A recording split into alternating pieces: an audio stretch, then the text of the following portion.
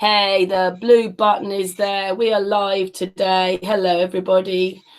Today is Monday, the 12th of February, 2018.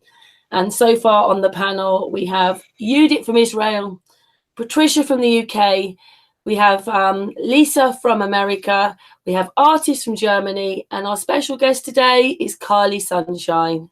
So hello, everybody. Hey, everybody. Hello.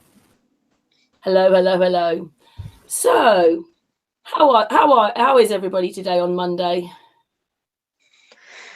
Good for Monday. Work is over, so I'm happy. Yeah, I'm glad as well. Actually, finally, we had some sunshine here in Germany after months of clouds and rain. Finally, some sunshine. So I was happy about that. Yeah. We are being sprayed really badly right now with chemtrails. As soon as I got out of work, it was just blanketing the sky. It was actually quite upsetting. It's everywhere. Yeah, they are nasty things. I just don't understand why people don't see them as a problem, and they really are. Yeah, it drives chemicals me insane. In the air. I leave about fumes and What's all that stuff while they're actually bombarding us from the sky. Yeah, I leave work and I'm, driving beside people on my way to get onto the highway, and I'm just, my head is like consistently staring at the sky, and it bothers me so badly that the people around me driving beside me have no idea. They don't care.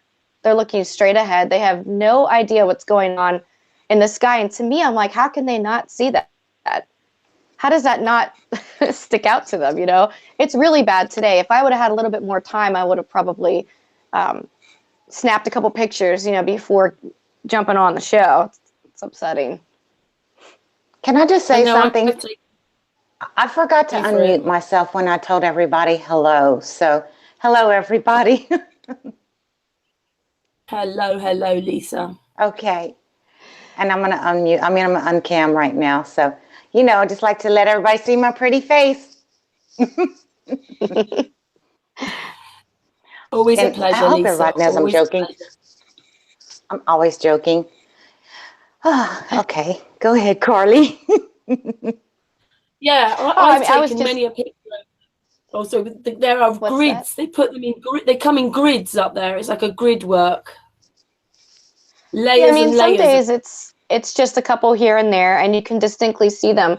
What's scary is days like today, where there are so many trails, and they are persisting and spreading out and blanketing the sky. That's why people don't notice it. It is not that distinct blue sky and white chemtrail. It's just, if you know what to look for, you can see like the faded, almost like a shadow of the chemtrail left. And you can see the direction that they came from and where they're going. And you can see that they've spread out, like you said, like a grid. They're gridlocking the sky.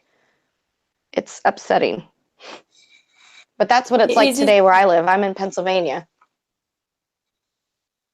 And it's not like the governments don't know it's happening, because they do. Well, they've admitted it.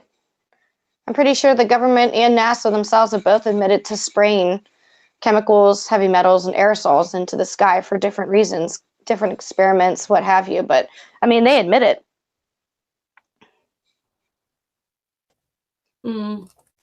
Well, maybe this spray in the sky helps to shoot the cars into space. Who knows? I'm just cool.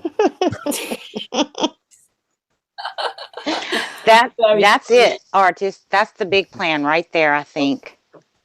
Oh, we got yeah. Who knows? Yes, we noticed that you've done your own little video on SpaceX as well, Karlee. I did.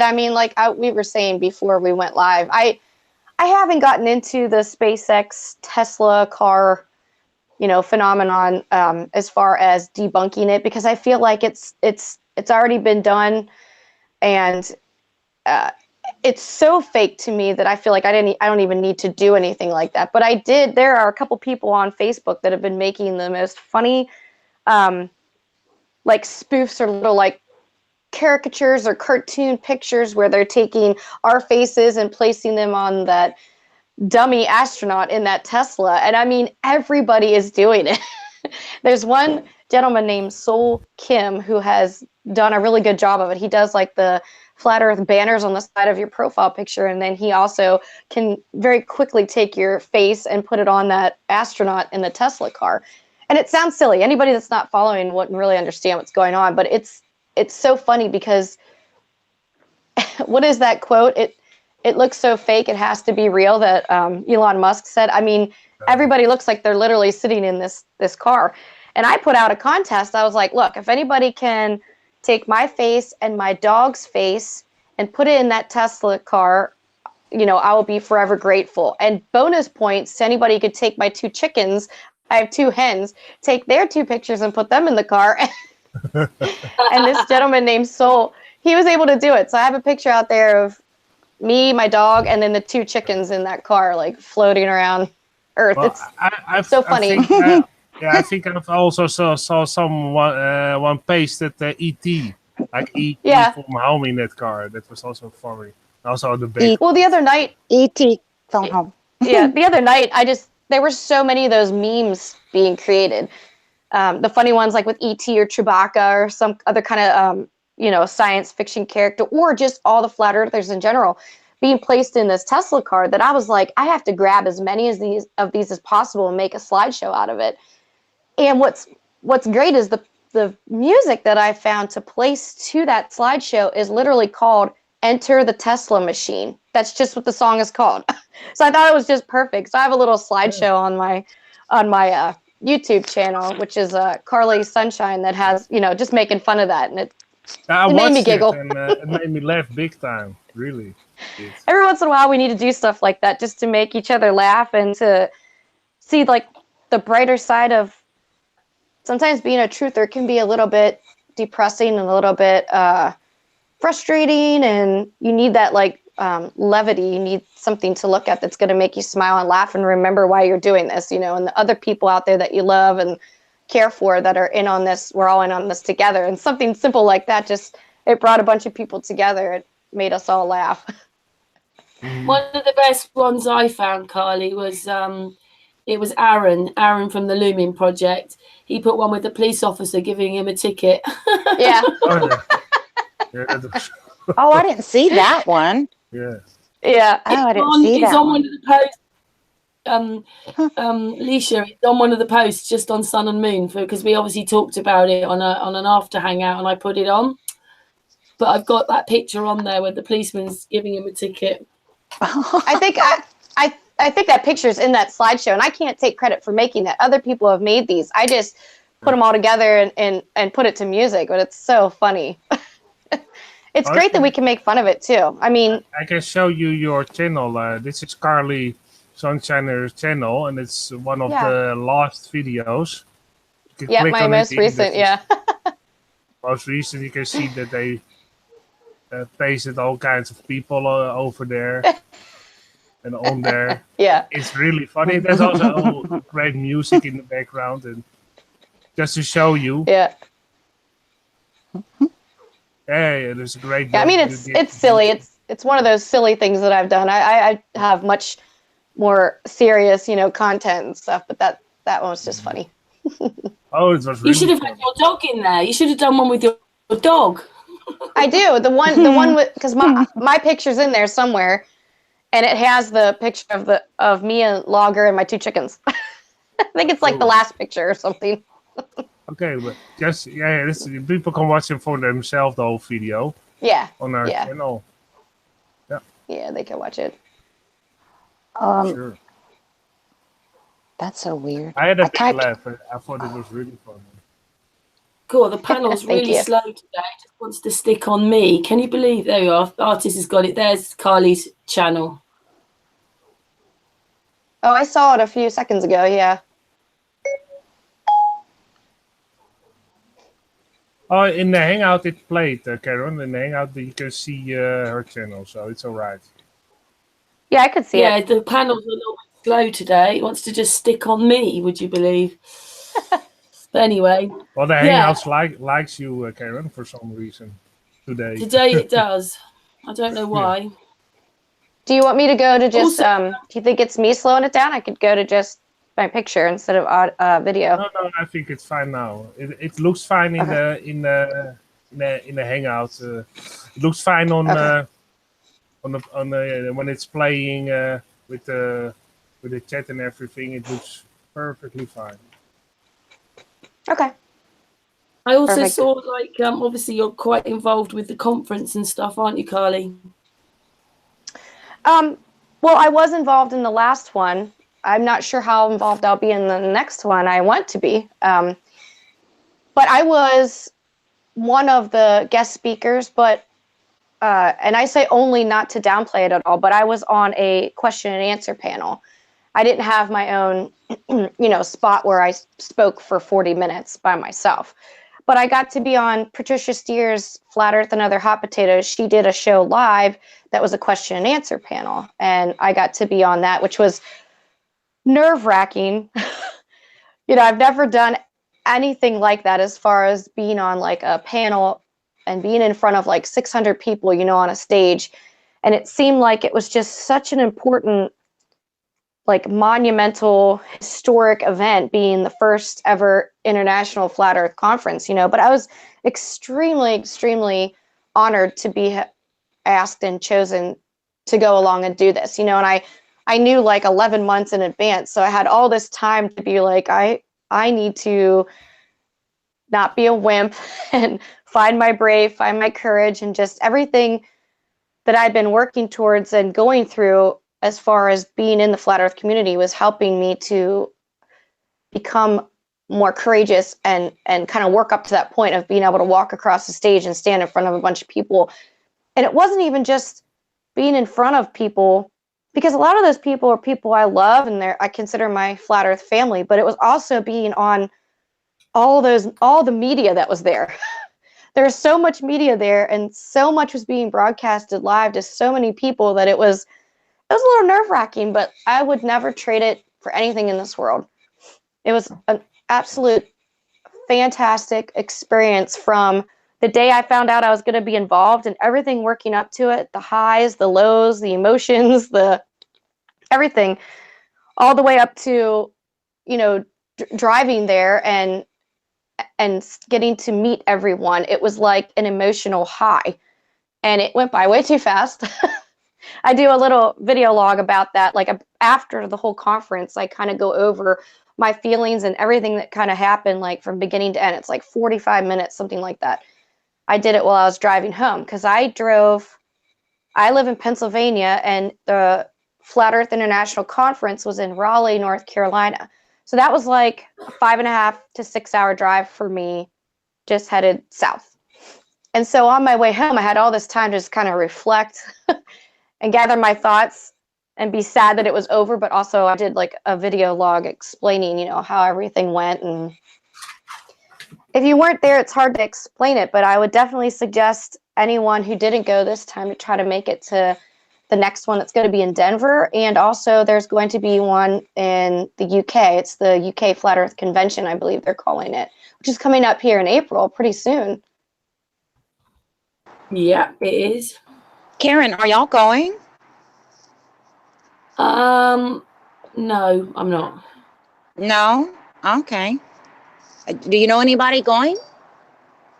Yes, Dave Marsh. He is. He's comes on the channel, or has been on the channel on our panel quite a lot, and he's a friend. He's one of the speakers there. Allegedly, Dave, I think, is the speaker there. Martin Leakey.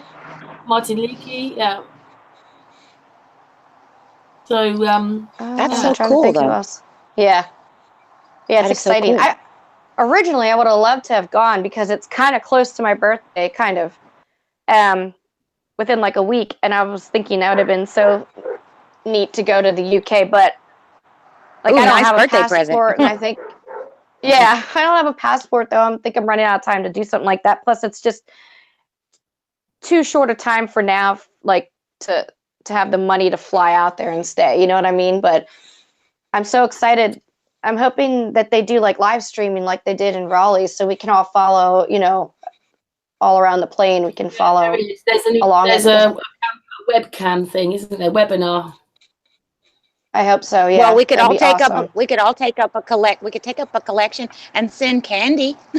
She did a lot through the on the Oh. She did a lot. Yeah, she went live like all the time. I don't know how her phone even stayed on. Like my old cell phone would die so quickly. There's no way I could go live, as long as she did. But she was walking around with her phone like right here live 24/7. Yes. Sometimes it made me a little dizzy, but I loved watching it. And see, I missed all that because I was there, but I didn't get to see that, perspective.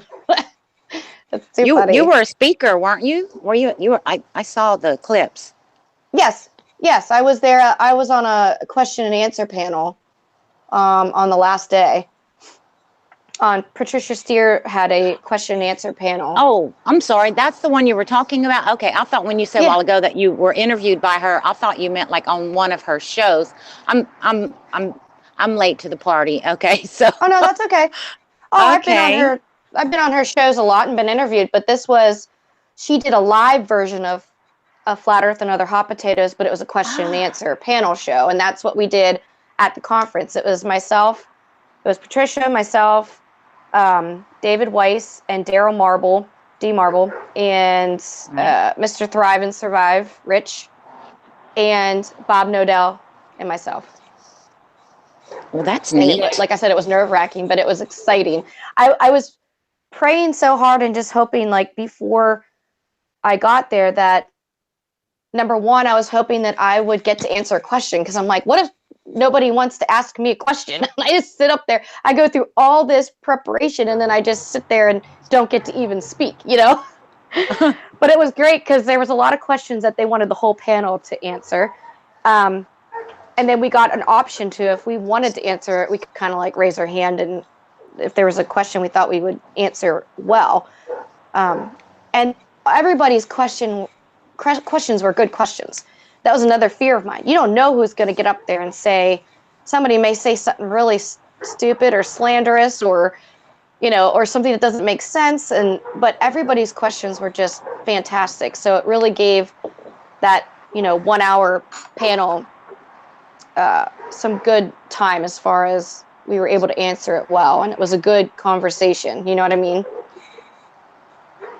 Well, a lot of people don't even like coming on the live shows like these things, live panels. So go and sort of in front of, hundreds and hundreds of people, then, it probably was a bit nerve-wracking, but well done then. Yeah, thank you. Yes, very good. Well, I hope to be able to do it. I hope to be able to do it more. I want to be able to get better and better at it, and eventually be able to. I think that's one of my next steps. Like, throughout my whole history, as far as being involved in the community, it's always been for me is, okay, now what's my next step? And not everybody needs to do that, but it's like I have obligations to myself as far as learning what I need to learn to make this a good experience for me. And then I have an option to take on the responsibility of moving forward, and if I can take what I'm learning and help teach others. So when I say taking the next step, for instance, like when I first started kind of getting involved in the community, not as far as just researching, but when I say community, like reaching out to find other people, which was mostly Facebook at first and YouTube, was, okay, at first I'm just going to get involved in groups and see what this is all about. And then I'm going to start getting involved and actually have my opinions voiced. Well, now I want to take another step because I don't feel like I'm doing enough in the community. So now I want to start making my own Facebook groups, because also I'm not happy with the way some of the groups are run. So I want to run a group the way I think it should be run, a safe place where people aren't attacked. It's not a debate, echo chamber. You don't go in there and just get attacked. So my next step was I'm going to start building some really good quality groups and really be careful with who I let in, so that people have this safe place that they can learn, so they can take that information back and teach their family and friends, or just somewhere safe that they can learn and not be attacked. And then the next step was creating a content channel. And the next step was not only just creating content, it would be like coming up with theories or doing video logging, where I just get on there randomly, spontaneously, and just talk about my thoughts. It's a little bit different than just, when you sit there for a couple hours or a couple of days and you put pictures and videos and theories and information together and put it to music and everything and you narrate it. It's way different hopping on a video and saying, okay, there's no editing to this part. I'm just going to start speaking my mind. If you mess up, you mess up, it's in there for life, but it's just more gritty and raw. And now I feel like with the conference, it's like my next step is, okay, getting involved with more people live, like going to the meetups, going to these groups, possibly teaching people and getting up in front of groups of people and actually doing like what we did at the conference, like standing in front of a seminar or a classroom full of people, something like that. So that just seems like it to me. That's where part of where I want to be going in the future is moving forward as far as like the public speaking, getting past being nervous about it. Well, yeah, you've got regained a bit of confidence through doing it, haven't you now? I think so. Mm-hmm. Definitely this is something completely different. The beginning. I went on holiday, right? And we were gone away over Christmas, and I'd gone with a few of my kids. This is about, about 7-8 years ago. And they'd been drinking a bit. And this little guy came along and he said, "Will you help? Anybody here help?" And I went, "No, thanks." And I didn't realise behind my back they're going, "She'll do it, she'll do it." And he kept asking me. I don't even know why I went, yes. I don't even know I went, yes. And I had to go and stand on the stage and do these most silly things. It was an artist. All the Germans had gone on holiday there. It was packed full of German people and a few English people. And I had to stand. He said one song, and he kept us up there for nearly an hour. And at the time, I thought, I'm going to die. I'm going to die. But once I'd done it, like if I can do that, I can do anything. If you see what I mean, it gives you confidence that you don't. Up there, I was so embarrassed, but afterwards, because I'd done it, I had to sing, wear stupid hats, and have a triangle thing and go ding, and then repeat what he asked me to repeat when he was singing it. Oh, dearie me! You think you can do these things?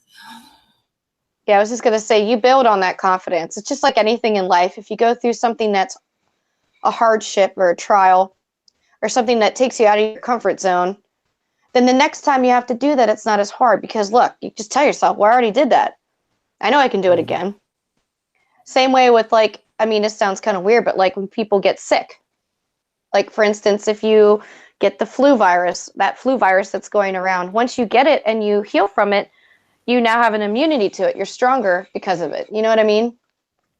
Kind of works like that. Anyway, thanks for our artist dropped off. He's coming back. I just wanted to ask you, because I usually ask these questions, but how long have you been a flat earther? What was it for you?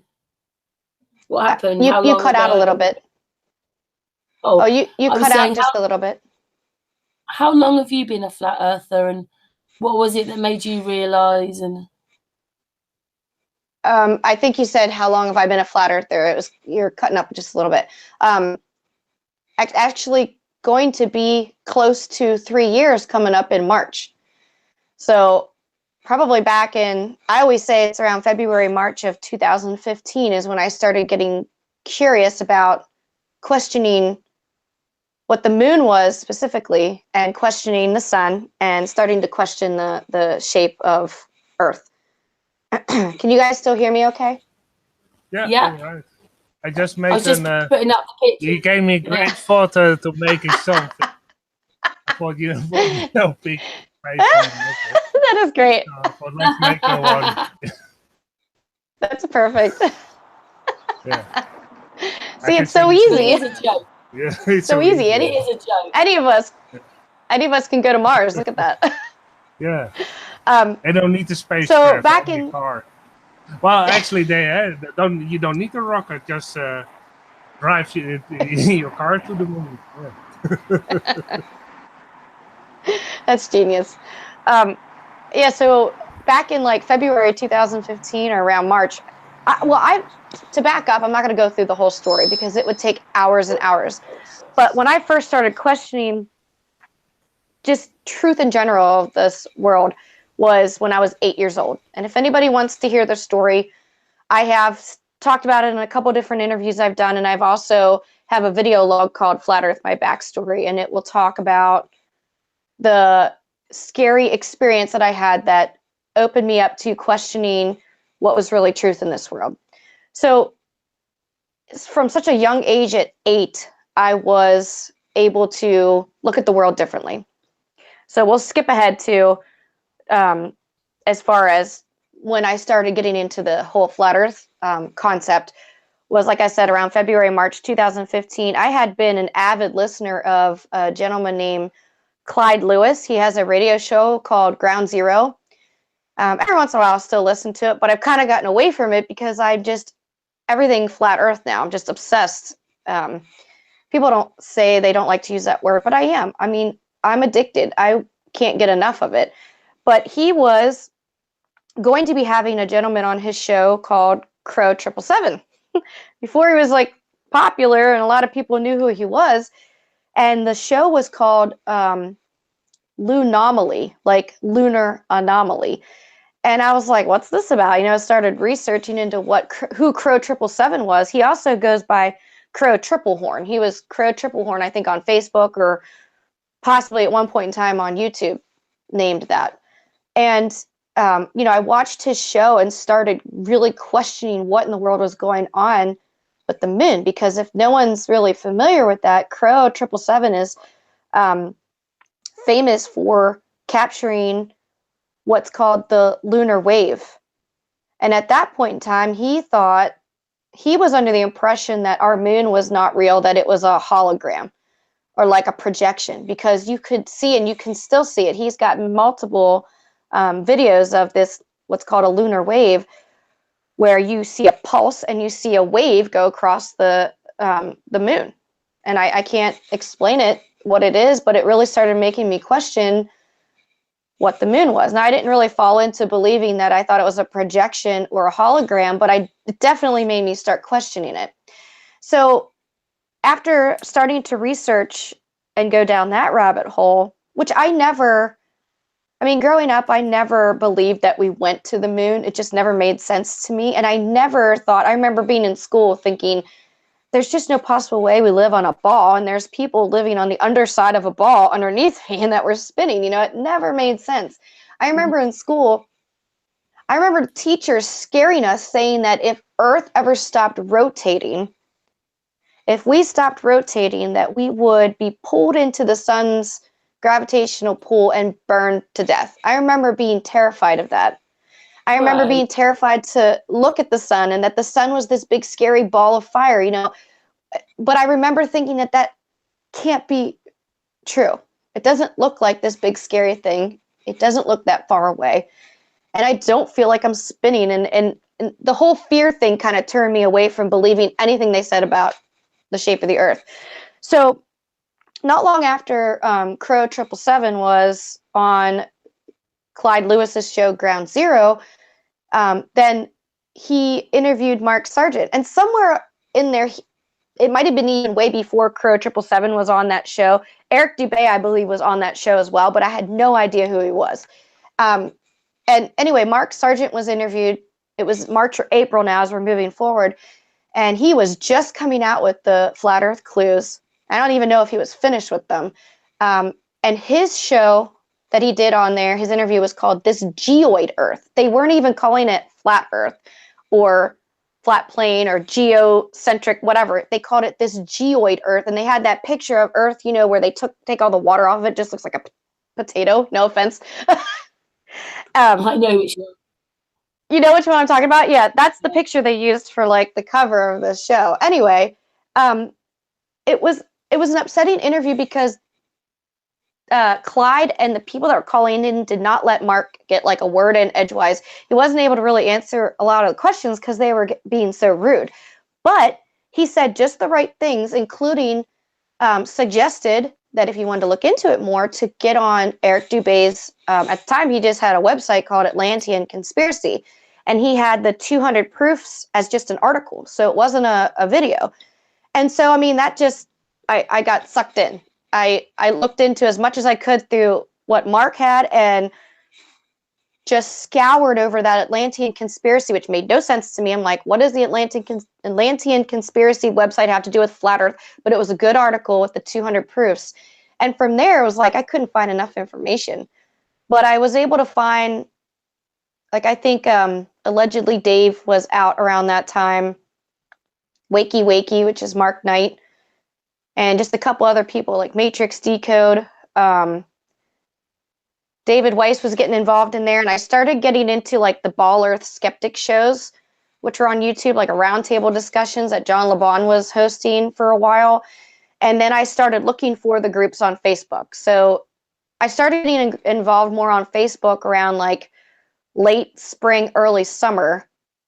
By late summer, early fall, I was deciding I know enough. I mean, I'm completely convinced. I was long before that, but I know enough that now I want to start making my own groups, adminning other groups, really helping a lot out more in the community. And then it just grew from there. I started a content channel. And like I said earlier, how that kind of matured. That's my backstory. So here, I mean, whether I want to say it was February or March, I'm coming up on 3 years, and I can't believe it's gone by so fast. There's been so many ups and downs, but I wouldn't trade it for anything. I mean, it was completely all worth it. Yeah. And I'm a bit That's like beautiful. you. I'm a bit That's like beautiful. you. It's 24 hours a day. It doesn't. It just doesn't leave me. I'm driven. Yeah. I mean, there are times that it gets me down a little bit, and I take a breather. I suggest to anybody that is into it like I am that you really, even though it's hard, because I feel like I miss out on something if I stop at all, but take my advice, and I've taken the advice of others. You do need a break. I mean, and some of the best ways I take breaks from the social media aspect and how horrendous sometimes it can be on YouTube and such, and the harassment and everything, is to seriously go off grid if you can. Like, no cell phone service. I have places that we travel to in upstate Pennsylvania that there's no cell service. So I just love, in fact, I'm going there this weekend coming up. So like no one will be able to get a hold of me. I don't have to worry about any bad comments or harassment or anything. Just completely tune all that out, because what it really boils down to, even though it's hard to be around friends and family when they don't understand where we're coming from because we are set apart and we're different, that you still need to remember what's important about knowing the truth of this world, and that is the human beings in this world, and secondly is the creation. So I feel like it's very important to, like, I will be doing like a lot of hiking and just being outside, and I will be with friends and family and just remembering what's important and why I'm doing this. You know what I mean?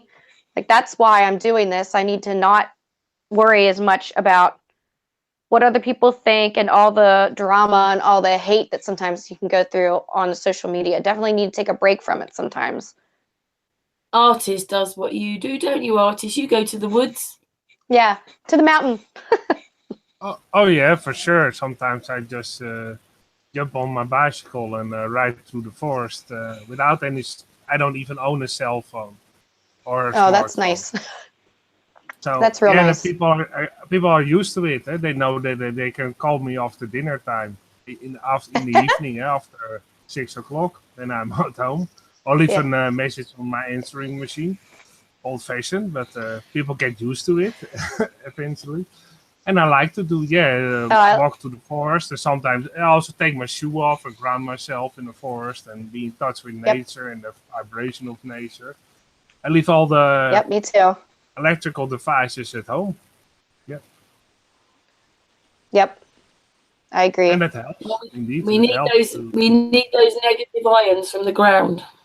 Mm-hmm. I think that was very good advice too, Karlee, because thank you. I mean, I appreciate it, because nobody told me I would need to do it, but and I didn't go off grid or anything, but as soon as I became aware of a lot of the lies behind, flat Earth, once you become awoken to or start awakening. I like to say, someone told me you're not awoke, you are awakening the whole entire time. But yes, but you know, some of the things that you find out is it's very uncomfortable, and if you don't go back to your roots, you know, not your real roots, but so to speak, but in other words, you have to come back to yourself and be like, okay, you know, what do I want to do with this, and how does this affect me, and more importantly, can I affect change in this area? Right. And you can't do it all. Yeah, you know, I mean, because there's so much, and you can't do it all, but whatever is important, and then you dive into it, and it's like, oh gosh, you know, I need to back off a little bit, and I will pick it back up. But yes, I appreciate that advice. Well, I'm glad it helps. I mean, it's not my original idea. Someone told me the same thing. You know, someone said, look, you need to back off of it and go take a walk in the woods, you know. And when I say off grid, I'm still going to have like running water, electricity and stuff. But I mean like off that social media grid, no internet service, none of that, you know, in the background, none of that harassment, none of that, the stress from it all. Because, I mean, let's be honest, becoming a part of the Flat Earth community and helping to share the truth has been one of the best things in my life, but it's also been one of the most challenging, because it's the more you know, the more you feel segregated and separated from those around you that don't get it, you know, and then you reach out to the people on social media, across the plane, on the internet, whatever it is, that you think do understand you, but it's still not that real. You're not getting that real connection like you would if they were right here. So we end up having all these issues with the drama and the attacks, and because you're not having that. It's funny that we're trying to learn how important each other are, like human potential and humans in general.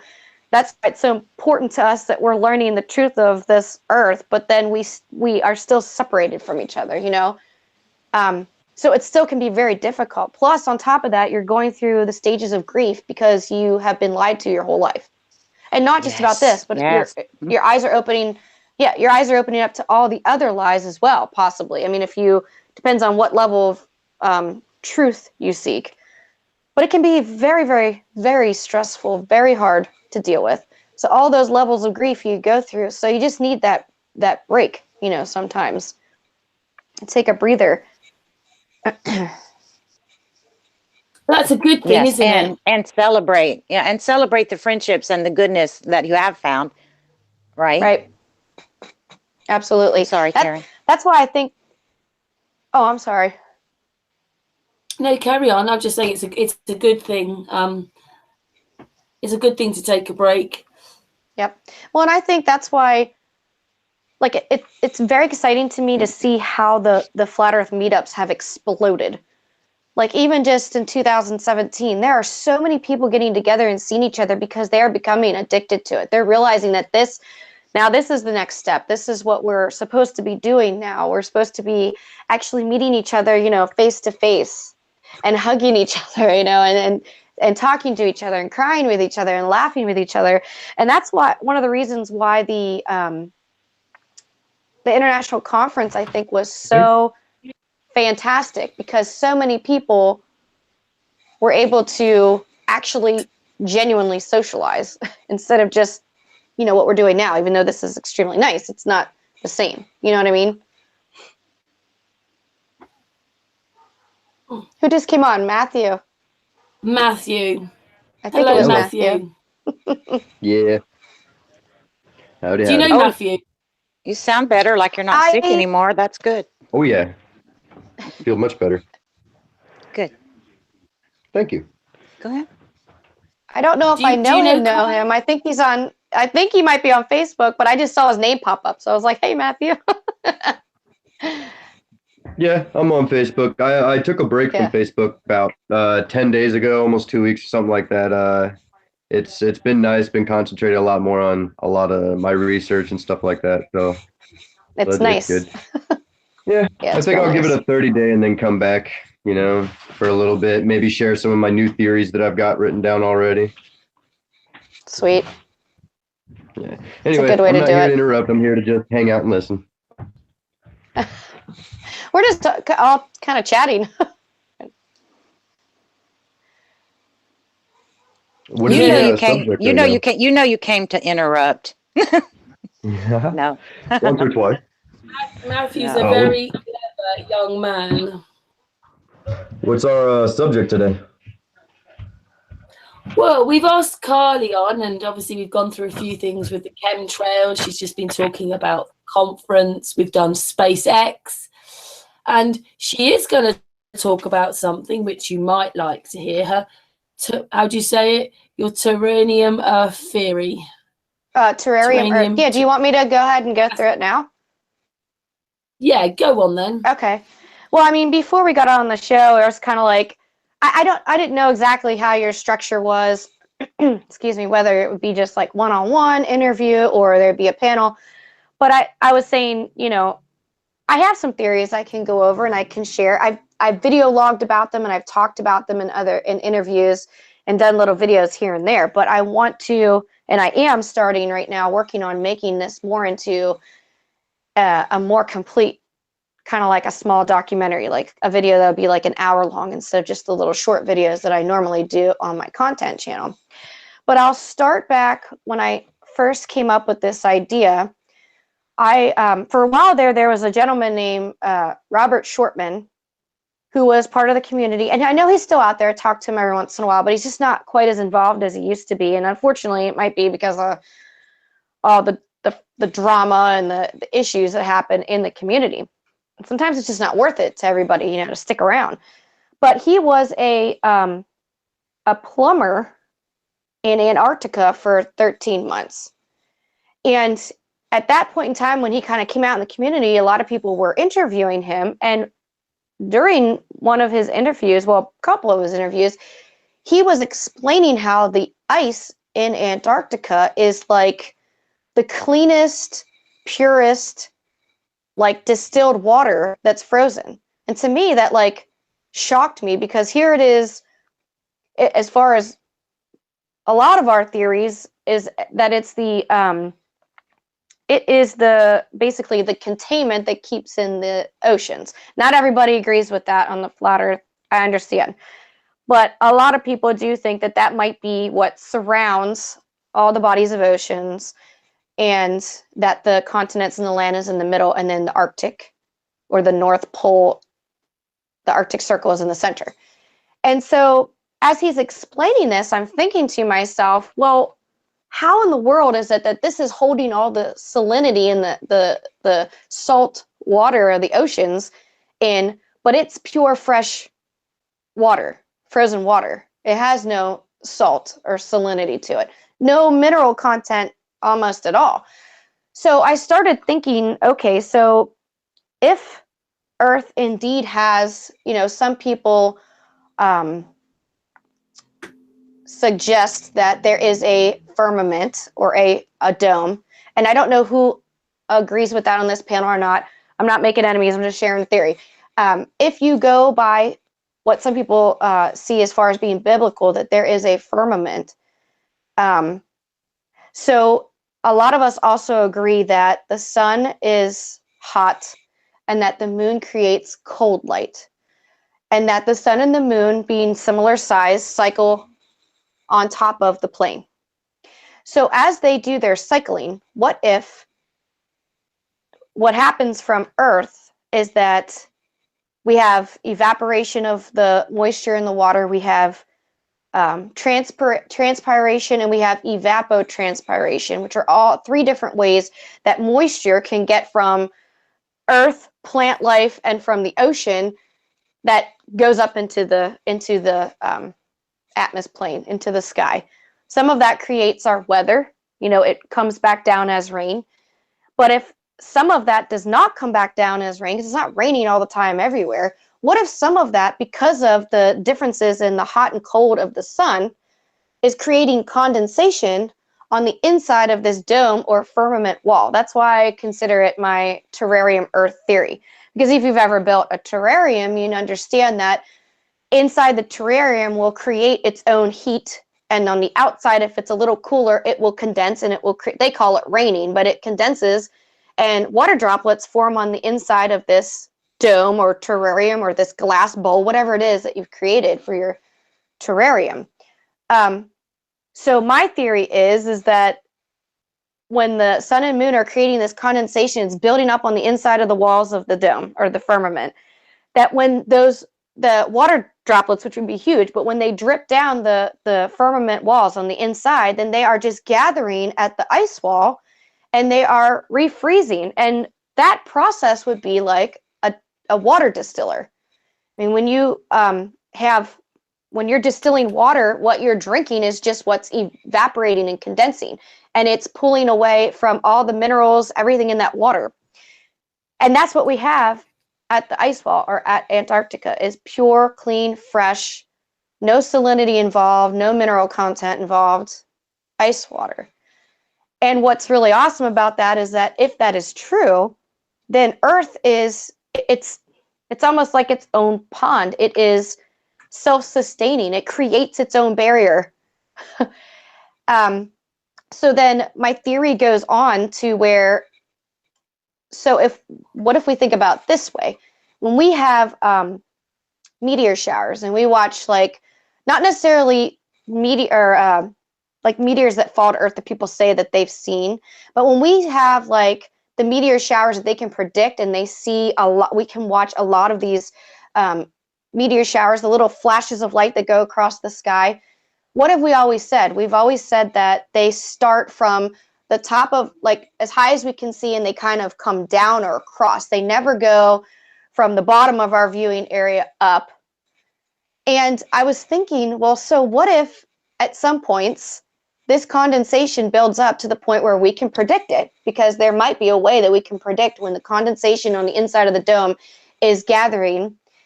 And then we can predict these meteor showers, and the meteor showers literally are this water condensing. And when it's dark where we are, we can see it dripping, because I don't know if you guys have ever heard of what's called sonoluminescence, where you can actually take sound or vibration or frequency and you can affect a water droplet.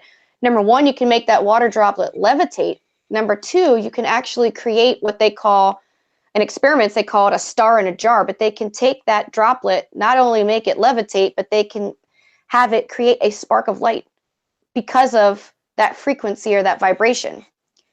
So if you've ever taken your finger and run your finger around like a wine glass and you make that glass vibrate, it creates such a vibration that it actually like sings. You can make noise with it.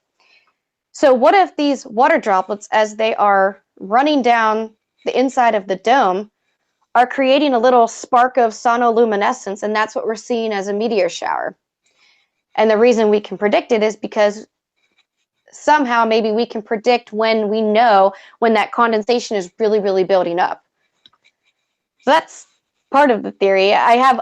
There's other parts to the theory, as far as I've gone into detail as far as magnetics, working on the auroras, the aurora borealis and the australis. And also there's a couple theories I'm going to probably throw in there as far as how the tides work, and possibly the Arctic, the middle, the Arctic Circle, the center, working more like a moon pool. If you've ever seen a moon pool, like in a submarine or like any kind of underwater like military base or something like that, there are ways that you can come in and out of that structure, and it's called a moon pool. You come in and out, you go down underneath the structure, and you come up inside just a body of water, and it keeps the, how do I want to say, like the structure of the pressure. You're not changing the pressure because you're coming and going through water. So I have some theories that I've thrown around. I don't have it completely set in stone for my documentary yet, but I want to talk about how possibly things like when we talk about Mount Meru and the caverns and the amounts of water that are in the Arctic Circle, that possibly there's something like a moon pool going on there, and that's what also breathes It kind of like has a breathing mechanism for the terrarium, which would keep our air being fresh. And cycling, it would also affect the oceans having like tides, where the tides are coming and going. But I think they're also affected by the electromagnetism of the sun and moon cycling, because they're affecting the salinity in the water, because that creates it's more of a conductor. So that's it in a nutshell. I mean, I want to go into more detail and as I finish this documentary, but that's something that I'm working on, and I've been working on for a little while now. I hope that made sense. Well, yeah. On our panel, if anybody that could help you here, it would be Matthew. Sorry, I don't mean to be horrible to anyone else, but Matthew talks about this a lot. Matthew, you got any really? thoughts? I just have a question real quick. Is a moon pool, excuse me, what moon pool, like, can you please explain that again? What were you, is it like a cave or? It's hard to explain. You might have to Google it. I hate that it's called moon pool, because automatically people are like, what do you mean moon? You know, but that's just what it's called. I don't know how else to explain it other than it's an entrance.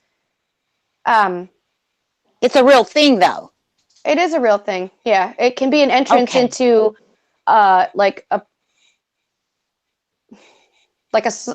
submarine, because they're usually too deep.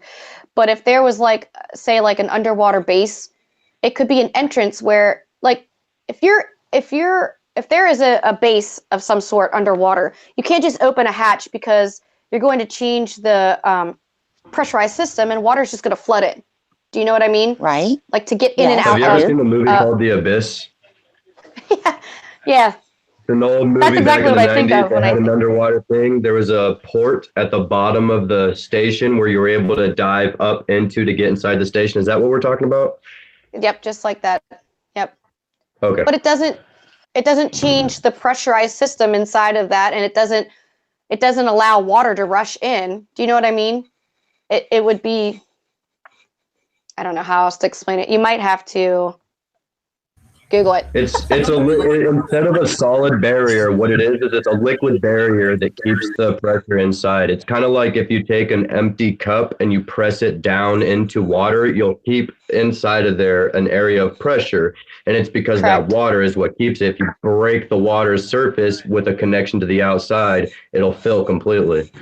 It's just a liquid barrier that allows in and out, instead of everything being solid. Right. And that's also like, just because I talk about theories on there being a dome and a firmament doesn't mean I also don't negate the fact that there could be lands that we don't know about as well. But I have, there's no concrete proof of that. It's just fun to think about. Hey, Robert. Yeah, he's come on to say saw hello, Robert. Karlee. What's up? I couldn't miss it. I got home and I saw that you were on. I was like, you know what? I'm gonna have to get on there and at least say hi. It's so nice to see you. Likewise. Yeah, I agree with you. That's a great theory because yes, the water around it, in the Antarctica is free of salt and whatnot. So I mean, yeah, you're spot on. That's awesome. Well, and there's other parts to it as well. What's that? I was just saying, go on. I just I'll listen. I'm this is your time. Well, I mean, Robert said to me, "Can you say hola to Karlee?" And then I said, "Well, why don't you come on and say it?" And that's it. He's here. I love it. I mean, we've been around for a while now. We've been for years now. I know. I mean, this. I'm trying to think when we first became, social media friends was probably, I bet it was spring of 2015, something like that. Oh, when you first opened up the group.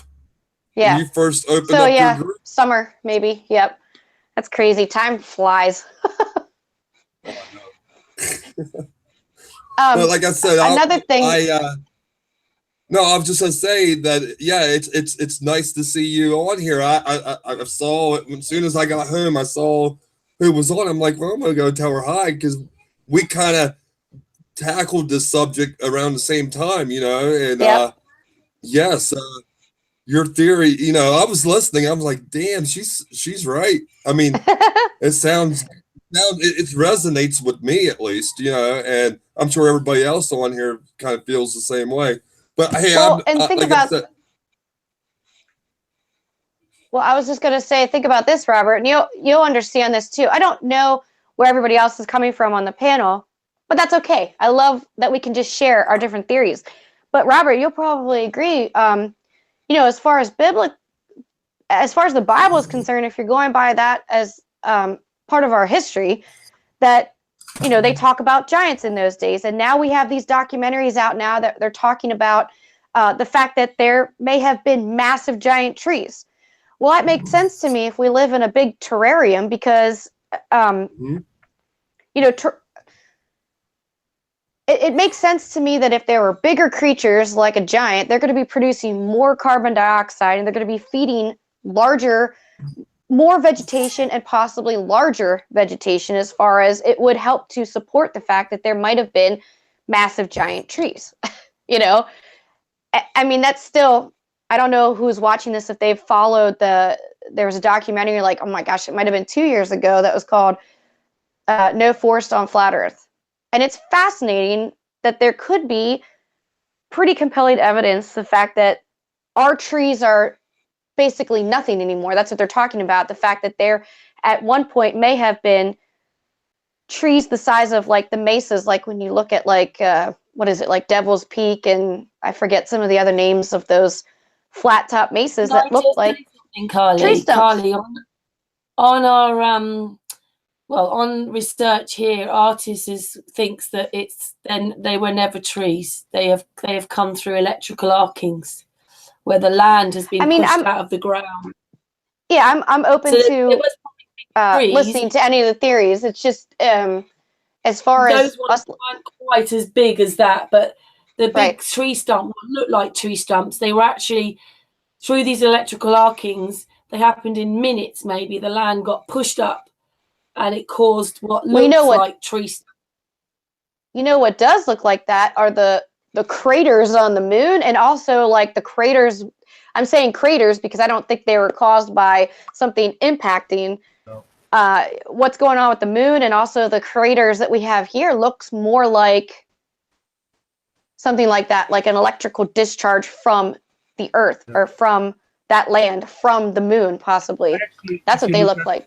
Electrical discharges in sand that is repeatedly done by researchers. You can see sometimes it's pushed up and has a crater-like shape. So actually, you can also see a positive and negative discharge. That one part is pushed up and one part is pushed down, like a crater shape.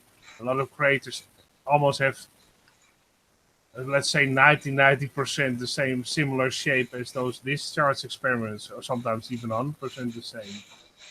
And, and also a lot of times mountains near that area of those discharges have those flat tops, and also those mountains have basically the same containment as soil as the lower situated. And also in Russia there is a place that is actually dropped lowered, and it has a similar shape as the Grand Canyon.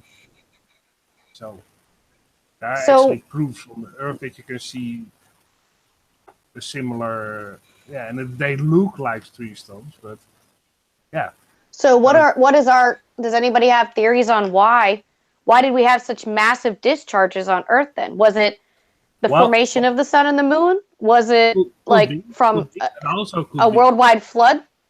There's also a lot of ancient structures are overflooded, and there was a mudslide. Also in Peru and Bolivia, you can see there was a mudslide that covered those ancient structures, so evidence.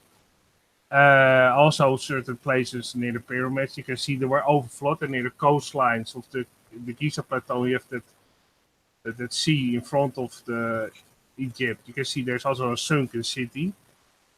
In Turkey, they have a lot of sunken cities, also other sunken cities. So you can see that certain place was also overflooded, that actually the water level rose on those certain places. And it could be caused by a flood or a big melting of the ice or whatever. Also, those discharges could be because of indeed electrical energy that was happening in the Earth, but it also could have been, it's a possibility, that something malfunctioned, that the Egyptians already were tapping into the free energy. For some reason, something malfunctioned, or there was a war, and therefore it malfunctioned and caused some of these electrical arkings on the Earth. Not all of them, but who knows? Or maybe it was the pyramids. Well, what I say, that pyramids and other structures around the world that have already, actually, they've done research and also proved that you can see if you hold a compass to them, they have specific certain magnetic properties in the stone. Actually, when you pass on Pumapunku, when you hold a magnet close to those stones on a certain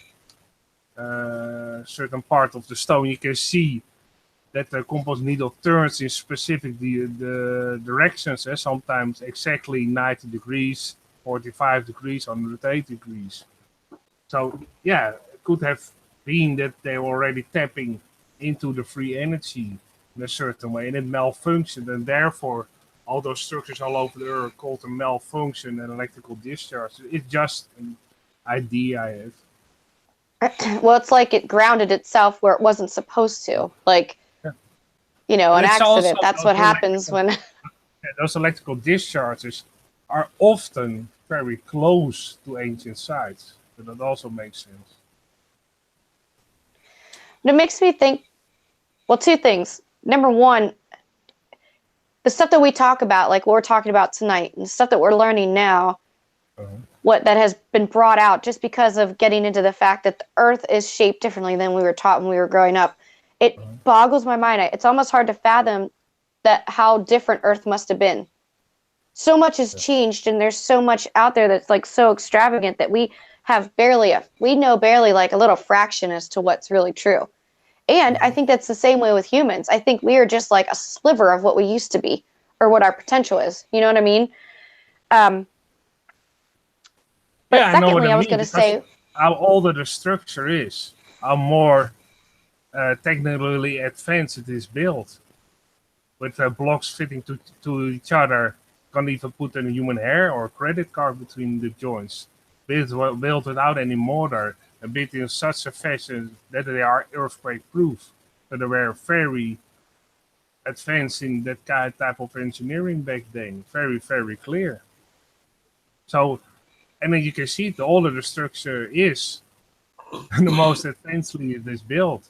Most historians won't look at that fact. And they say, oh, it's all Egyptian. Oh, it's all Inca. But if you actually take a closer look, you can see the different kind of building types, the building styles. You can easily distinguish them from each other. Yeah, this is like right up Robert's alley. Yeah, for sure. This is the stuff that he studies. Karlee, we can send you a video, or maybe if you've got time after the hangout or another day, you can come and artists will show you. Come and what? I didn't hear that last part. Oh. Sorry. Maybe, because often we say goodbye to everybody on the after hangout, maybe if you've got a little bit more time, artists can show you, or another day, or we can send you a couple of videos, and it's artists explaining what he's seen. I'm feeling like I may have watched his video. Do you take like the way electricity moves across? I forget. I remember seeing like comparison of the way electricity moves and the path it takes, and then people were comparing it to like high altitude views of Earth, the way the topography is and stuff. Was that you, artist? I also, brushed this. That sense, I showed indeed Google Earth, and that you could see actually that certain things were clearly pushed aside, and a ripple effect even in the mountains and everything. Yeah, I showed that on the hangout as part of the talk. Yeah, but. Originally, Chris Monk started this off, and he found that there were civilizations that were wearing headdresses, and what he thought was the headdresses matched what they were seeing in the sky. So they were seeing these rings in the sky, but not realizing what they were. And then eventually the rings caused this electrical arcing. So it was something that was coming, and the people may not have realized what was going to happen. But when these electrical arcings happened, it would have evaporated everything. Anything in its path, it would have destroyed. So that's maybe why lots of people died. But the arcing went in and came out. And where it goes in is the positive. Lots of trees grow there. And one pushes up and one pushes down, the land down. So you get craters going down, but these earth mounds being pushed up, which are mountains. But things have been petrified as well. So artist was wondering, okay, it looks a bit like a broken load of like sort of hills, but is that actually a structure that's been petrified and it's been destroyed, and that's what's left? I feel like it's definitely an avenue. I wish we could like go there and study and research more, like actually do the tests and find out, you know. I mean, maybe that's in our future. Well, if the government gives us the budget NASA gets, it's an easy test. Right. That would be cool. True. True. Unfortunately, well, or fortunately, it's the people that are sorting this out, not the scientists, all those stupid scientists calling themselves scientists. Yeah. I'm also going to do some testing on some local ancient structures near where I live, and in Germany and in the Netherlands, to see with the compass to see what the compass needle is going to do, and if it does the same thing as those ancient structures in Peru, you can clearly see that it is in the worldwide knowledge that was used to build ancient structures. Already there's a lot of similarity between Egypt, ancient structures in Egypt, ancient structures in Spain, ancient structures in Peru and Bolivia. There's a lot of similarity, same type of fashion of building those ancient structures. You can clearly see that. We'll discuss it in the Sun and Moon group. They can clearly see that the corners are built in the same fashion, that the stones go around the corner. You have those knobs on the stones in Egypt. You have them also in Peru.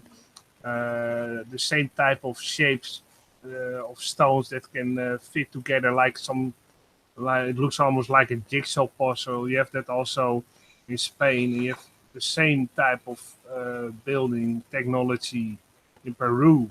So you can see all over the world they built in the same type, with the same type of knowledge and craftsmanship. It's so obvious if you take a look at it. It's very, very interesting. Yeah. But one day I like to visit those places if I have the chance and the money, and do some more investigation. But luckily there are people already doing it, like Brian Forrester and other researchers who try to find out the real truth about ancient structures and have an open mind about it. Just forget the history you were taught at school and do research for yourself to find out how it was really built and everything. Yeah. And I love it that more and more people are doing the research. All of these people of the flat earth community, and therefore you get more and more knowledge and sharing the knowledge. And I like it very much that on these hangouts, similar to this one and this hangout, of course, we talk with all kinds of people and we share our knowledge. And I learn every day on these hangouts that I think, I never saw it in that way. That's interesting. Let's research that part. So it's great. Well, that's what's so wonderful about, like, when we can get together and talk like this in a non-drama kind of way, is that it's like a think tank, you know? I mean, when people can get together and respect each other and share ideas and bounce ideas off each other, I mean, we were just talking about two completely different things. If you're talking about those mesas and the craters being from electrical discharges, and I suggested it possibly being stumps from old massive trees. But we can share those two different ideas and not attack each other. Like that's the kind of stuff we need to start moving towards on top of learning this and hashing it out. Yeah, you know, can always learn from each other, even if you don't agree. Sometimes you'll find out later, well, wait a second, it's a bit of both. Certain things that you think, oh, now I see the broader perspective, and I always want to see the broader perspective of everything, to know, to see it in another fashion, and that helps your research always. Even sometimes I watch a Globe Earth channel, and they talk about history, and they point something out I didn't know. That is actually a fact, and I think, ooh, I never thought about that one. So that's why I watch a wide variety of channels as much as possible to learn the truth and to see the different perspectives on a subject. Yeah, that's how we learn. Makes sense. Me too. Yeah. So. Yeah, do you want to see it? Maybe not now, because this is a night with you, but would you like Artist at some point to show you a little bit of his work so that you get maybe a little bit more of an understanding if it helps you? Oh yeah, absolutely. I'm pretty sure I'm subbed to his channel and I'll check it out. Robert, I think, sent me a link or two. I'm on my phone, so I can't click on it right now, but I'll definitely check it out. Yeah, do it in your own time when you have the chance and. Yeah, I'm pretty sure I have watched some of your stuff, but it's so hard. There's so much content out there right now. I know. There's so many channels you want to see. Yeah. If you actually want to see them all, so hard. To do. It's almost impossible to see everything. I know. Yep. Especially if you're doing your own stuff as well. If you're doing your own stuff, and then everybody's like, "What's this? What's this? What's that?" It's almost too much. I mean, I work. Yeah, and plus having a full-time job, I work 9 hours a day, and then it's an hour drive. So 10 hours a day, I'm at, preoccupied with work. So, but this is where, like, if I want someone to pay attention to maybe a theory of mine, I think that would resonate with them, or someone thinks their theory would resonate with me, that's when you start making those connections and reach out to each other in a respectful way. Like this is making a connection, and now we're going to feel motivated to watch each other's work. You know what I mean? But it's so hard to follow everyone because there's massive amounts of content you can't. I mean, I listen to videos on my way to work, on my way back from work, when I'm at home doing the dishes, cleaning, all the time, like there's always a video going in the background, but it's still impossible to catch up on all of it. You know what I mean? Yeah, for sure. I'm very lucky around me to have all these wonderful people researching, like Robert, Artist, Matthew, Jay, the rest. Absolutely. Some of us have come on to listen. Some of us are helping, whatever. But it's just great to have so many great people around trying to learn what we're living in. There's so much talent in the community. I mean, on top, and just looking past the negativity, there is just so many good people, and there's so much talent. There's people doing artwork, and there's people doing music, and there's people putting out incredible long, feature-length films, 2-hour films, excellent video logs, excellent short videos. Like sometimes it's just something funny. There's just so much talent out there. It's mind-boggling. It's incredible. But that's where the community is going. There's just so much good stuff out there you can't keep up, Yep. Yeah, especially if you're doing your own research as well. Because that, it takes hours sometimes to make videos, doesn't it? Oh, yeah. Yeah. Like you're up all night and then you think, oh my goodness, the time. Need to sleep. Oh yeah. Yeah, like I said before we started, I'm running on 2 hours of sleep right now. Wow. Oh, I'm the same as well. I don't sleep much. So are you working in an environment that don't believe in flat earth at all, and you just have to carry on as if, hey everybody, but inside you're the only one that feels like that? Well, I would say I'm the only one that feels that way, but luckily because of something that was out of my control. I work with mostly all guys. And there's a couple guys that found out that I'm a flat earther, and they found my YouTube channel, and they found all kinds of stuff. And at first it was a subject of, teasing, because even some of my customers and clients found out. But at this point in time, it's out now. And I've told them all, if you seriously want to ask me questions and you want to know more, then I will respectfully sit down and talk to you about it. But as soon as the conversation goes to being disrespectful, I'm done. And as far as work is concerned, it doesn't need to come out, at work at all, unless it's under my terms. So, and they respect me for it. And sometimes the guys every once in a while will come up and ask me a question, and it's definitely, I don't have any family members that are considered flat earthers. I live with my fiance, and he's been dealing with it with me for, this 3 years, and he's definitely come a long way. I still don't think he would consider himself a flat earther, but he definitely is receptive, I guess, and tolerant of it now. Because when I first started in on this, he was upset that I was even bringing this to his attention. He's like, I don't even know what I'm making for lunch for work tomorrow. I don't care about the shape of the earth, And I was excited about it. But it's sad. He's definitely I'm back. I had to leave. I had to leave for a second, but it's sad though that you just had to say he's dealing with me. Like he's been dealing with me, and I know you didn't mean that the way it sounded, but that is the way it came out. In other words, like we're the different ones. Well, we're the.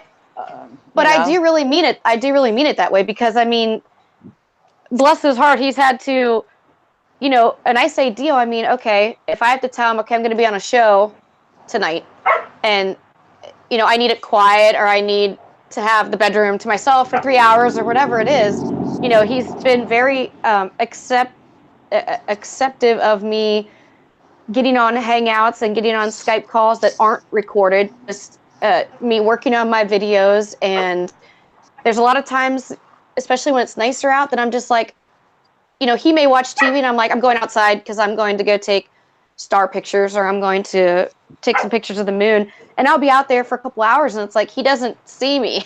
You know what I mean?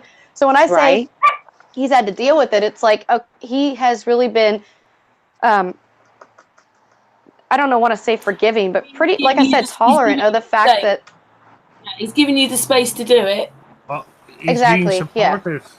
He's being supportive. Yeah, I mean, because there's a lot of times that he probably could have been like, no, not today, not tonight. I'm sick of you always doing this kind of stuff. And even with when we had that billboard go up in Philadelphia, now that's still in Pennsylvania where I live, but it's 3 hours away. And when I came home and told him, I'm after work, I'm traveling to Philly, at spur of the moment. So, and he was just, okay, do you want me to go with you? And I was like, well, you have to work early the next day, so it's not fair for me to expect you to take this 6-hour trip, plus I'll probably be there an hour, so 7-hour trip spontaneously. So he's so far been very, very, like I said, accepting and tolerant of me just, the spontaneous stuff. And I know there are other people out there thinking, they understand how their significant other has to kind of deal with living with a flat earther, that, we no longer get that pleasure from watching TV. We don't sit down and watch TV. We do other things, like we listen to flat earth shows, or we're out doing experiments or observations. I've done a lot of photography in the past, and still am doing it. And so there's just times where there's hours and hours where they don't get our attention because we're wrapped up in this. You know what I mean? So he's been, and he, you're so lucky that you found, you're so lucky that you were already with him, because had you not been already with him, then he would have saw this as a red flag, a problem, this girl's delusional, or crazy. Yeah. Woo-hoo. No. Oh, well, good for you. Yeah, good for you. Yeah, and he sucked him in, so he's stuck with me now. But, there you go. I mean, he's still, like I said, he's not really admitted flat earther, but he's been like I said, I listen to shows all the time, and he gets into like Glow Busters on Sunday when we listen. He kind of gets excited about that, and like he knows who Mark Sargent is and some of the other names. So he's, you know, maybe in the next 3 years we'll get him to come around. So we'll see. That is But so yeah, funny to that you answer your say that question- he knows the names. Go Oh ahead. yeah, he does. He does know No, that. go He ahead. knows the names and knows the videos. It's funny. I think what really started making it more concrete with him, and that he started looking at it a different way, is when I started dedicating myself to doing like interviews and shows and videos. And he would say I'd be watching like Flat Earth and Other Hot Potatoes, and they'd say my name, and he'd be like, "What? Oh, they just said your name." I know it sounds silly. Oh, my dog just came in. He's leaving. But he was like, "You're really out there doing this, aren't you?" And then when I got invited to do the conference, that made it even more concrete. And he's like, "Okay, I understand now how dedicated you are doing this." So it, all of this seems to be planned perfectly. You know what I mean? So At least he's not vying with you, if you know what I mean. Like, right. it's my experiment. No, it's my. At least you haven't got that. At least he's supporting you. Yeah. Well, and I've had some aggressive issues with family and family in-laws and friends where they're just so totally against it, and it's become big arguments. And so far, that's not been an issue. You know what I mean? Nothing too bad. Yes, we've all experienced that, though, haven't we? Where family members think we're crazy, but Yep. if they only just worked out, like, how could we be going in 3 different directions, doing like 260,000 miles an hour at Mach 88, and they think we're crazy? Yeah. But that indoctrination, isn't it? Oh yeah. Not to think open-mindedly. No, and I You think said it right there. Just, just for someone to be able to think open-mindedly and accept the possibilities of what if, that in and of itself is a really good quality. I have had to learn that, oh my gosh, I've been around so many people that are closed-minded, like to the point of like seriously, like I might say something and like it's like I didn't even speak, Oh yeah. like yeah. Yeah, it's crazy. But I'm not crazy. I'm good. I'm sane. one thing they haven't got, that we've got though, is that we've got communication. I know it's not everything, but look at us all of us tonight on the panel. Yeah. Karlee doesn't she knows Robert. She didn't know the rest of us, but now we're all family, and for sure. And that's brilliant. Us all talking, isn't it? We are family. Yeah, you should have that as an intro to your videos. We are family. Yeah. And I feel that way. Like Karlee. Yes. Sorry. Well, I have to apologize no, because I actually thought that I was already subscribed to you, because I watched your video that you had made, like as you were like driving up to the Flat Earth conference, and so I kind of, and I've seen some of your stuff, and but it wasn't until today I was like, let me, I'm going to be visiting with her. Let me go and see what she's currently working on or whatever, and I went to it and I wasn't even subscribed. And so, yeah, I'm sure you saw earlier today that I subscribed to you. Well, I missed so many notifications, so I'm not sure. But I do know that I gain people and lose people, like subs, like daily, like by 10s and 20s here and there. I don't know if it's YouTube doing it or if it's people really saying, "Oh, I'm sick of her." I don't know, but it comes and goes, and it happens to me. Like I'll go to channels where I've followed them for years, and all of a sudden I'm not subscribed, and I don't understand. I think YouTube gets really wonky, and I think they mess with your subs too. So I mean, they don't like us. I don't think the same thing happens to me. I watch the count going up and down and up and down, and you think, really? Yeah. Actually, I saw a video that there was a glitch. Somebody put this arrow near the thumbs up, and it glitched almost 1,000 up and down, 1,000 up and down. So that was interesting that he actually could see a glitch. He only was putting his mouse cursor, that arrow, near the thumbs up, and he could see it glitch 1,000 up and down. Oh wow! A different number. So it was interesting. And me and Artis also noticed that we pressed, say, a like, and 2 came up, and you pressed a minus, and 2 went down. Yeah. So, and there are so many times, like especially on watching like a live video, or like say for instance, I'm watching Globebusters and it's live because I'm a moderator on that chat, and if I leave the chat just to go check something else, like on my phone, when I come back, I have to hit like again, like it unlikes it. I have to do that consistently with all the live I've noticed that. shows that I watch. Noticed that. Mm-hmm. Yeah, and I don't know why. Like it should just send it to your like videos and be done with it, but I have to redo it all the time. Strange.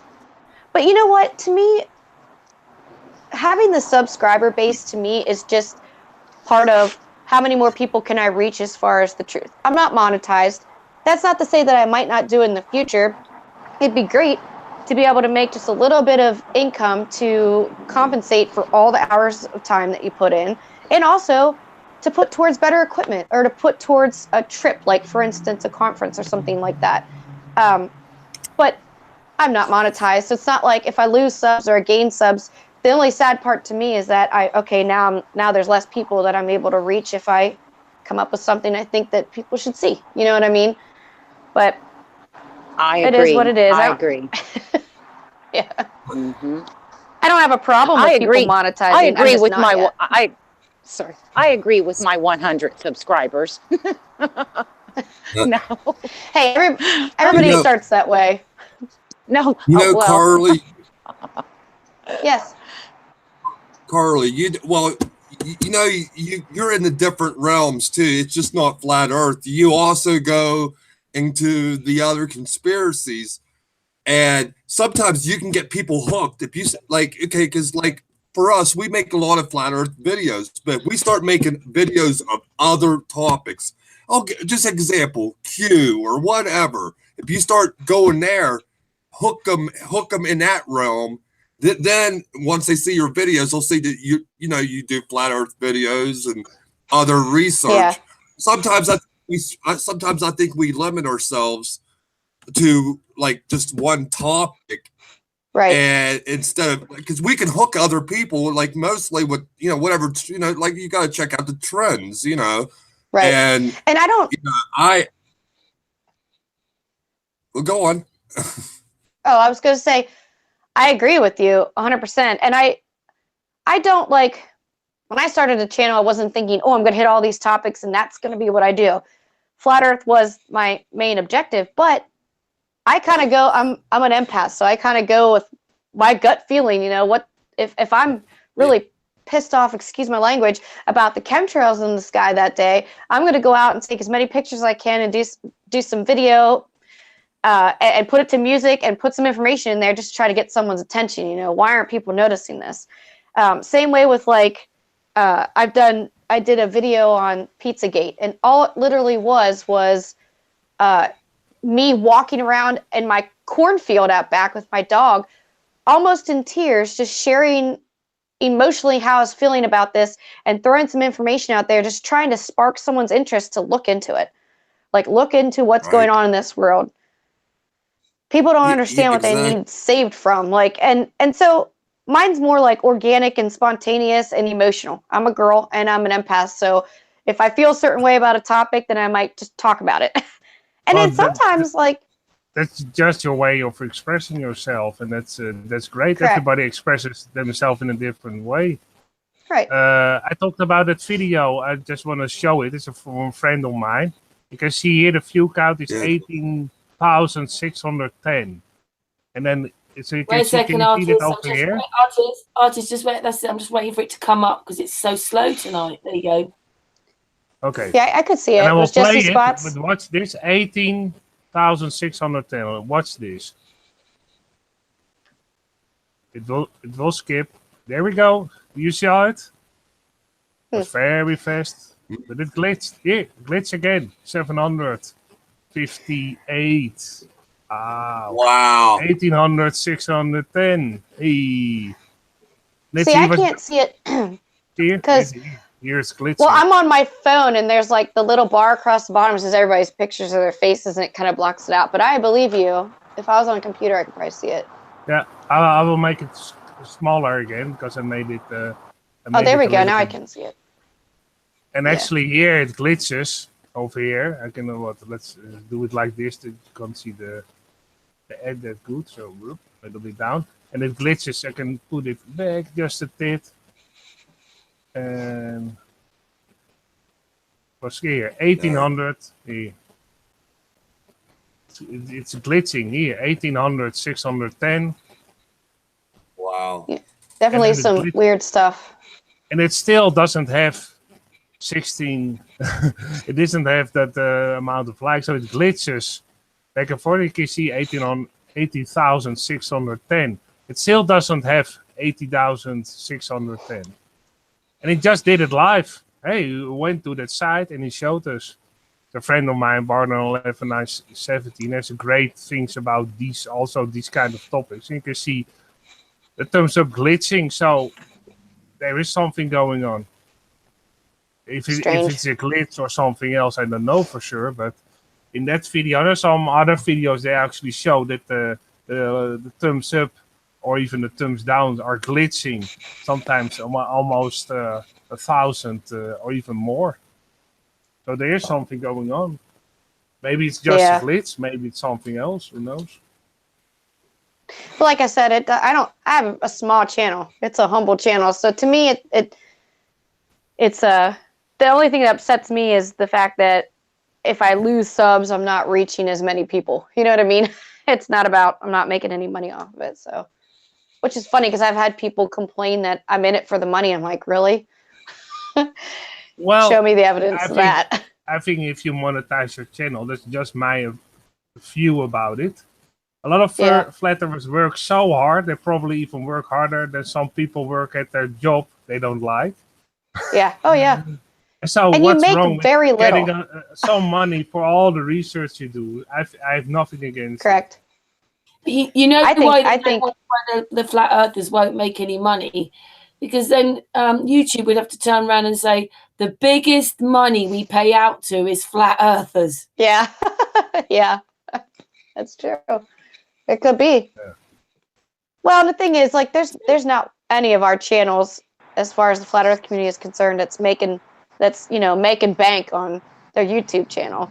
If anything, it compensates for if they are doing it full time. I'm sure it helps a little bit. Or, like I said, maybe it can help you get like better equipment. Or, like right now, like I was actually gifted this amazing computer, which I've been using I'm using to make this new documentary, and I'm using it to be able to upload a lot of interviews I've done in the past, because I don't have enough memory on a cell phone to do like 2 or 3 hour shows and mirror them and put them on my channel. Now I can because I have a computer, but I don't have a camera for the computer. So like that would be something I would, like, if I were to make any kind of income on a YouTube channel, is like put that towards better equipment for the future. Or like I said, for traveling, like I would love to be able to travel around and go to some of the meetups that are a little farther away, but maybe that I would stay there for a day or two, so it wouldn't be, because I mean, I'll drive pretty far because I have in the past, but it would be nice to have that little bit of extra income to do those meetups or like I said, the traveling to the conference. Sorry, my dog's barking. I'm going to mute. I think my fiance just came home.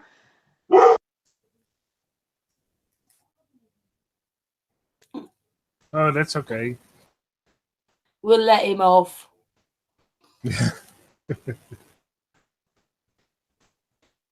Did you hear that? Did you hear my dog? Well, not my dog, but the dog that came in. She was talking a while ago, and he was barking. Well, mine too. And Oh, yeah. So even the dogs are communicating on this hangout. That's great. The dogs want in. Everybody dogs do want their in. best dog impersonation. No. yeah. Right. Oof. No. I always I thought do as have well, Karlee, that you know, when we became flat earthers, it was about a spiritual coming together, and we're on a spiritual realm. And the fact that then you would have to leave all this ego behind, but a lot of people still carry this globe ego with them, and that's the problem we're struggling with. Yep. Oh, definitely. I say anybody that follows me might hear me say this quite a lot when I talk about like people who are flat earthers in name only. And I know that sounds harsh, but if you have not gotten to the point yet where you realize that it's more than just about the shape of the earth, because once you realize, okay, we've been lied to, and actually the shape of the earth points more towards intelligent design, and that we're created and we're created for a purpose, and that we're important and we have so much potential, that you can't keep treating human beings like you did when you were a globe earther. So if you do, like if you're that kind of flat earther that wants to attack other people, doesn't do their research on other people, slander other people, make hit pieces on other people, then you are a flat earther in name only. You are still under globe earth mentality. You're still being run by ego. You know, you're still being run by those parts of the earth and parts of the world that we want to leave behind. Like that's part of this, is moving forward and not acting like we're still stuck in that globe earth mentality where we still think we came from monkeys and we're on a spinning ball, you know? So I agree with the ego thing. Karlee, great big flat earth hug for you, my dear. Indeed. Well, we need to we need to spread it around. Yeah, I see that Horry sheet is also Horry here. Hello, Horry. Hello, my Horry. lovely friends. How are you guys? Hey, Karlee, Karen, Hi. Artis. Hey, man. How are y'all doing? Hello, my Excellent. darling. Great. You know, I'm late, but hello. I was trying to get your link, Karlee. They're wanting you to put your link in the chat for your channel. Oh. I will do it. No problem. Okay, thank you. Good. Yeah, if I do anything, if I mess with this too much, I'll lose it because it's just my cell phone. No problem. It's I like will on do a it for tripod. you. I will do it for Thank you. you. No problem. Thank you, Artis. How's it going, Horry? How's it over there in the eastern Louisiana? Mardi Gras? Oh man, you know what? I'm not over in Louisiana, but I got some cell phone footage of my mom. She's down there and she's doing the Mardi Gras thing, and it just looks as crazy as ever over there. Yes. Well, that's why. I mean, over here in Lake Charles, it's it's not as big, but it's still kind of a pain to travel around sometimes with the parades and all. But well, you know what? It doesn't have to be that big of a deal when you have a Tesla. Because you know when you've got your Tesla and you're just cruising, you know, with the car. And, oh yeah, you know, I can see you guys down there. I see that now. Oh, cool. Throw me something, mister. Throw me something, mister. All I got is this beer. I don't know if you guys, I don't know if I can make it down there. I'll throw one down. Yeah. I love it. Brilliant. Karen, this is what I was working on. I told Karen, I said, I'm gonna hop on. And then I got this idea and I was like, I wonder how easy it is to duplicate this. We'll put my Horry Sheet logo on the car, have the earth animate behind me. You know how long it took, guys? How long have y'all been on the stream? That's how long it took. This is, imagine. That's amazing. I mean, from start to That finish. is so funny. I'm not even kidding. I know, right? I love it. That's how I just wish you had for me to do this. I just wish you had some Mardi Gras beads around your neck. Oh man, I sure make it look like it. I got enough neon blinky stuff around here to make it look more exciting. Oh, you should have some poi dangling. Get some poi dangling from the windshield. So I said I'm going to flat smack people for the next 2 days while I have the house free, and this is the backdrop that I'm going to be using, and I'm going to just point out all the flaws in the Tesla thing. Yeah. So I wanted to hop on here and say hi to Karlee, and I wanted to wait till the discussion came to be, so we can add to the list of stuff. You're drifting. The earth is leaving you. You're drifting. It's going to be back in 3 minutes. I've timed it. Every 3 minutes, that Earth comes right back. Yeah, put it in second gear and get back to it again. Get it. All Get right. it. That is cracking me up. What's space like then? What's it like in space? You know what? It's. Hey, I think you need some air in your tires. I do. You know, these things got to where they were blowing up. I had to get out there and fix it and float around and fix it. But I got back in and everything. It's all good now. Figured it out. No problem, guys. It's a little bit cool and then a little bit warm, but it happens so rapidly I can't tell. So I'm okay. Can you see stars? Yeah. You know what? I don't see any stars, but a minute ago I saw some bubbles. Bubbles, yeah. Yeah, there's some bubbles around here somewhere. Don't panic. Oh my gosh. Boreas Achillean, if I'm saying that right, he said that must be real. It looks so fake. Exactly. Talking about you. It looks. Horry sheet live from space. What's that? That is so. Said Horry sheet live from space. Live from space. This is. I'm gonna go live, and I'm gonna put. That would be a good late night. That would be a good late night show. Live from space. Take a drink of your beer. This is exactly what I'm gonna do for like 2 days while this is a hot topic. I'm gonna be live drinking and doing this and talking about how phony it was and how easy this was to do in like 15 minutes flat. Oh yeah. Oh, I'm hammering the nail in that globe coffin, baby. Take a drink of your beer. I want to be in the passenger seat. How funny would that be? Oh gosh. Oh man. Now my head's like, ooh, I wonder if I could do that with a guest, with another green screen. Because I can. If I had a guest with a green screen, I could green them in with me. It's fun as hell. Wow. Hey, Horry, is it hot That's up there? brilliant. So Is it hot brilliant. or cold? What's that, Karen? Is it hot or cold up there? You know, it's changing so rapidly. The air is heating up from the sun particles hitting me, and then it's so cold as well. So it's so hot and cold at the same time. I don't have to do anything about it. How about that? Hey, you need to order a pizza, have the pizza guy come in front of your car and drop it off to you. Yeah, and those pizzas in space taste better with a little piece of firmament on it, eh? You know what I'm waiting for? They don't have any vegan ingredients up here in space yet. I'm waiting for it to catch on. All right? Isn't that sad? Well, a piece of firmament is probably vegan. Oh, oh, you guys. You know, I'm gonna make a list of all the things that are wrong with this footage that we got from Elon Musk. And I mean, I've been watching all the videos everybody's put out. I'm kind of jotting down notes, but I just started jotting down the notes, so I may have a bunch of holes. But in a little while, I want to maybe talk to you guys and see what you have discovered about it. If there's anything I should add to my notes. Boy, I got that car sound effect on pretty good, man. I don't know. Hey, we haven't seen the Earth. Great. That wasn't me. The Earth just, yeah. Your Earth disappeared. His Earth disappeared. Horry said he was getting into costume. I thought, I wonder what backdrop he's going to have now, but I wasn't expecting it to be the car, so that's brilliant. I thought I'd surprise you with that. It should be on loop. I'm waiting to see if it's actually going to loop in about 2 or 3 more minutes. It's a 6-minute video, and every 3 minutes it's set to come around. So I had to wait. That's why I waited so long. I'm like, Karen, 3 minutes. I'll know in 3 minutes. And I'm waiting for the Earth to come by. And I'm like, woohoo, there's the Earth.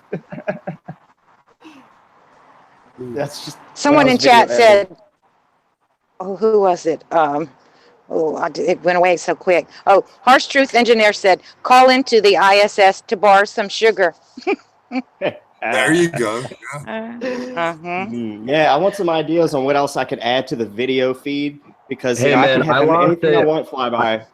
I launched a amateur hobby rocket back when I was a kid, and it never came down. If you happen to see that, I'd love that thing back. I thought that's what that thing was, Conrad. I'll let you know. I'll phone you down. Oh, here we go. There's that beautiful Earth coming back by, guys. It's coming back the wrong way this time. Oh no. It's beautiful. I love it. Hey, can somebody please explain this whole thing to me? Because I've been off of Facebook and most social media accounts except for YouTube for like 2 weeks now. I have no idea what this car thing is. or I don't understand it. There you go. I'll explain. As Elon Musk, the guy that runs SpaceX, CEO of SpaceX, launched a Falcon Heavy rocket. That's what they called it, the Falcon Heavy or something.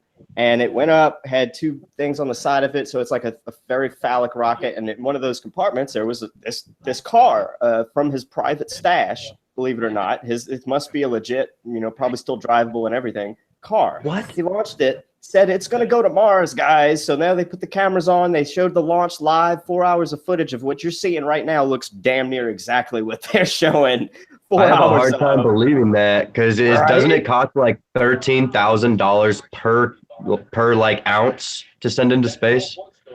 You know what? There's so many things wrong with it. There's so many things wrong with it. Yeah, I'm just saying like that's the stupidest thing I ever heard. Why would you send even if it was possible, the sheer waste of money and waste of like potential of what you could have done instead of sending a freaking car, you could have said, I mean, like, that was what Neil said. Are people really believing this? It's turning people that are on the fence to flat earthers, I think. I've heard a lot of people that run groups saying, we have so many more members flooding in after this. So I think, you got the real diehards just saying, wow, look at this. But you got a lot of people that thought, their stuff might be a little unbelievable. Now they're like, oh my God, no, that's not real. So it helped us. Yeah.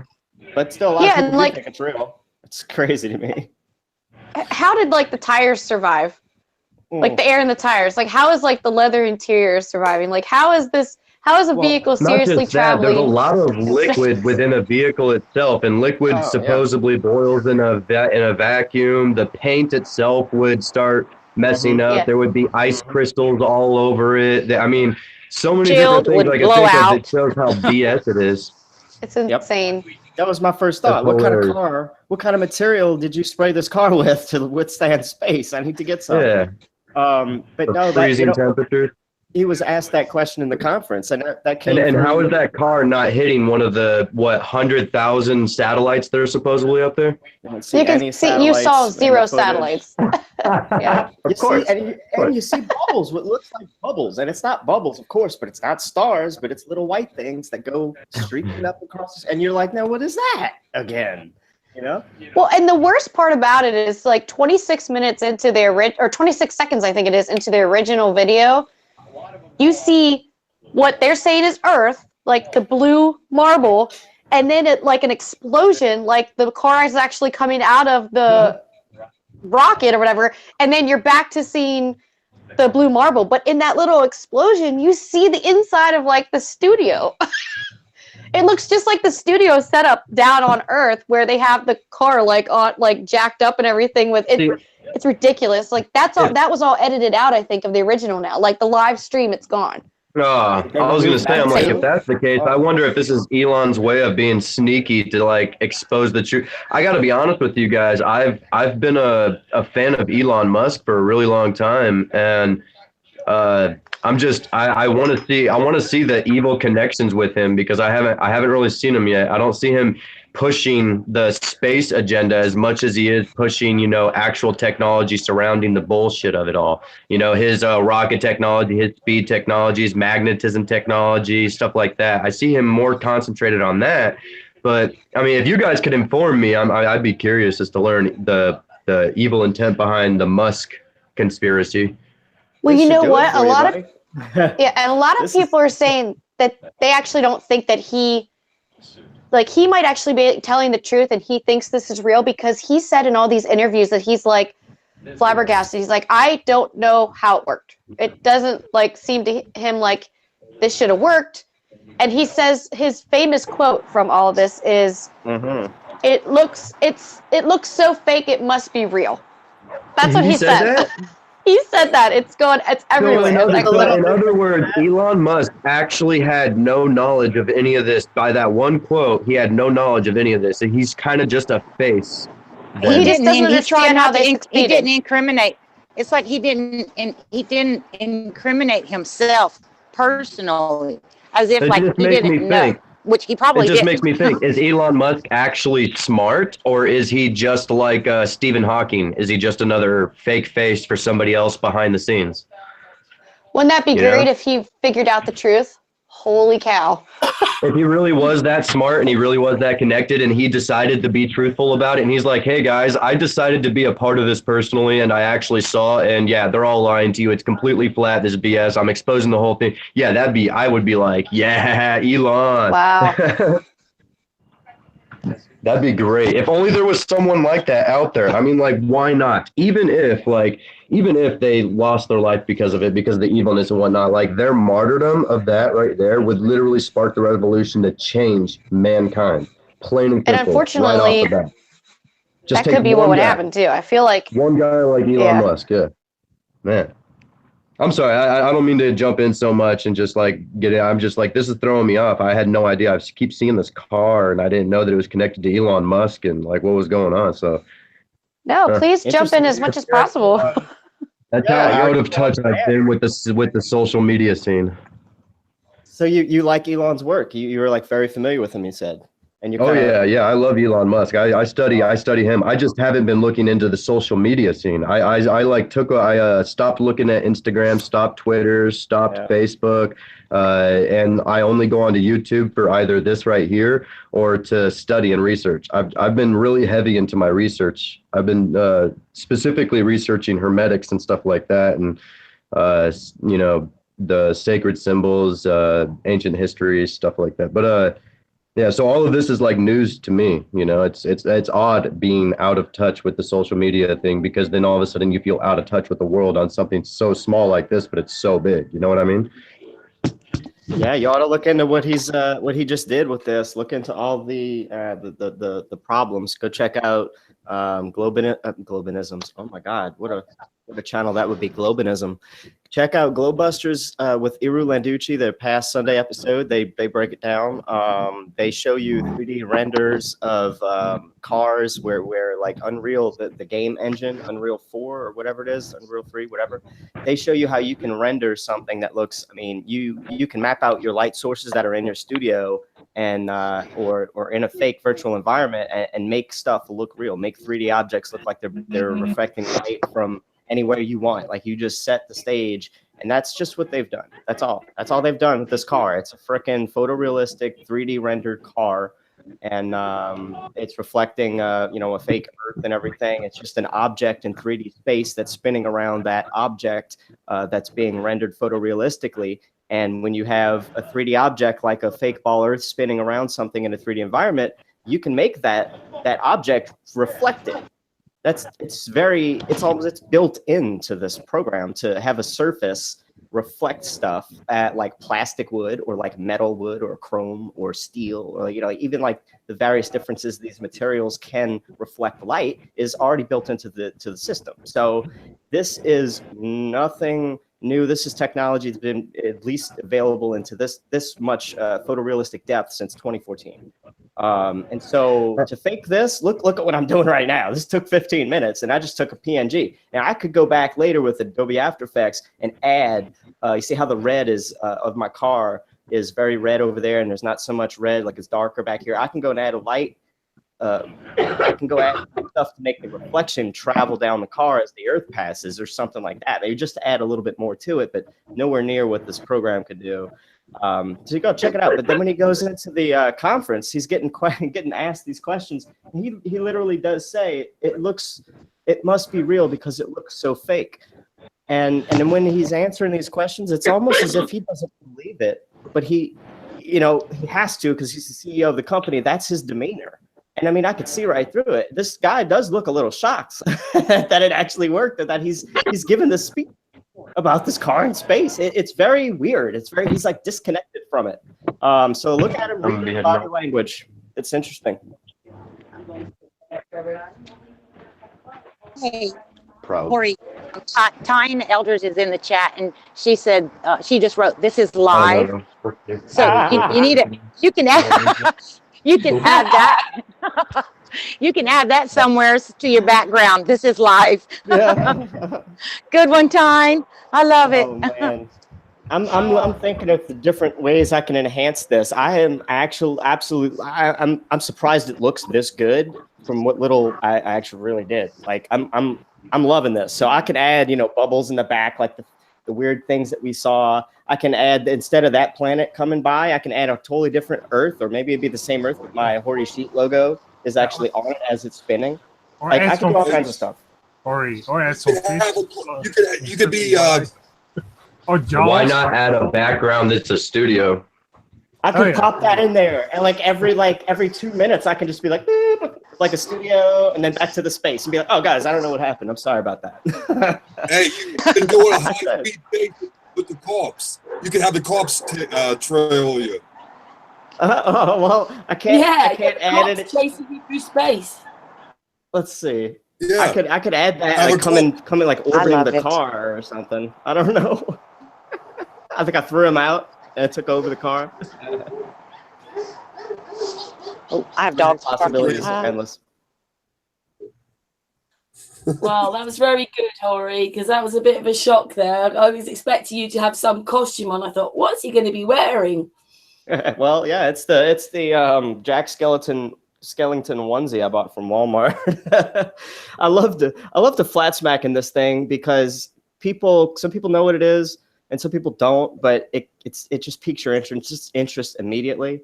And then I go right into like, hey guys, guess what? Earth is flat. And I hit you with all these facts. It's fun to do. I do it on younow.com, and I'll go on their guest streams. It's just random people broadcasting whatever they want.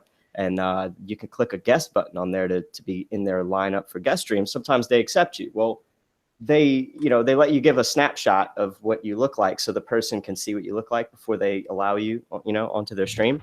And so there's me in whatever studio I've got going on at the time, holding up a beer half the time and like, hey, snapshot. And so they say, okay, we're going to guess this guy. And then I flat smack them. That's what I do. And it's working. It's not like, oh, no, he's making Flat Earth look dumb. No. There's people that have come back in my room and been like, dude, like, thank you for that broadcast that you did with such and such, because I did some more. There's a lot of background noise. Somebody might know. So like, people are like, dude, thank you so much for the broadcast you did with so-and-so 3-4 weeks back. Heard about Flat Earth before, thought it was stupid. And then, you came on and you made a lot of sense. So I went and researched it. He ends up back at my channel saying thanks. And that's great. That just shows me it's working.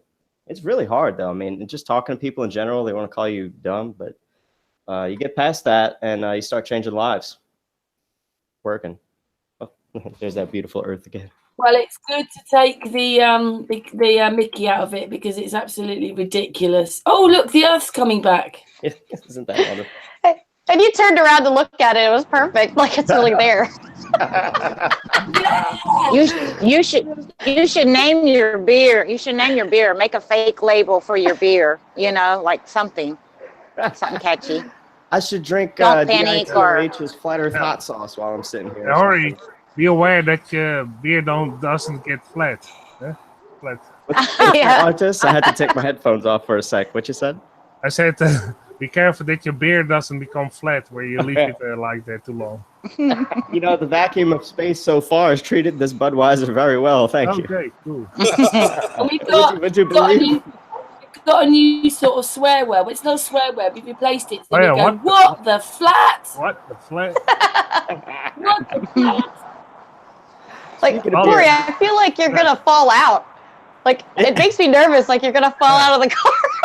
It really looks like he's sitting in a car. Yeah. Like, seriously. Horry, how many miles are you doing? Because the Earth is actually going faster than you. I don't know how fast I'm going. I don't have an accurate speedometer on this thing. They didn't equip me with nothing proper. I'll tell you that. Yeah. The speedometer didn't make it past the belts, the radiation belts. I'm sitting on this and on the footage. The Earth is spinning. This is the aileron one. The Earth is spinning one way. That view. And when they sort of turn the camera around a bit, the Earth is spinning the other way. I could do that. I could mess with it. I could have Mars coming by, and be like, oh, guys, I'm almost to Mars. I could have the asteroid belt come by and be like, oh, no, that's the asteroid belt they told me about. Horry, it is also fun to come pass by his pigs in space from the Muppet Show. Oh. I want to say, Horry, come back. Don't float off too far. Come I'm going. I get sad when the Earth leaves. Like I miss the Earth when it's gone. It's so lonely up here when the Earth's not in view. I agree.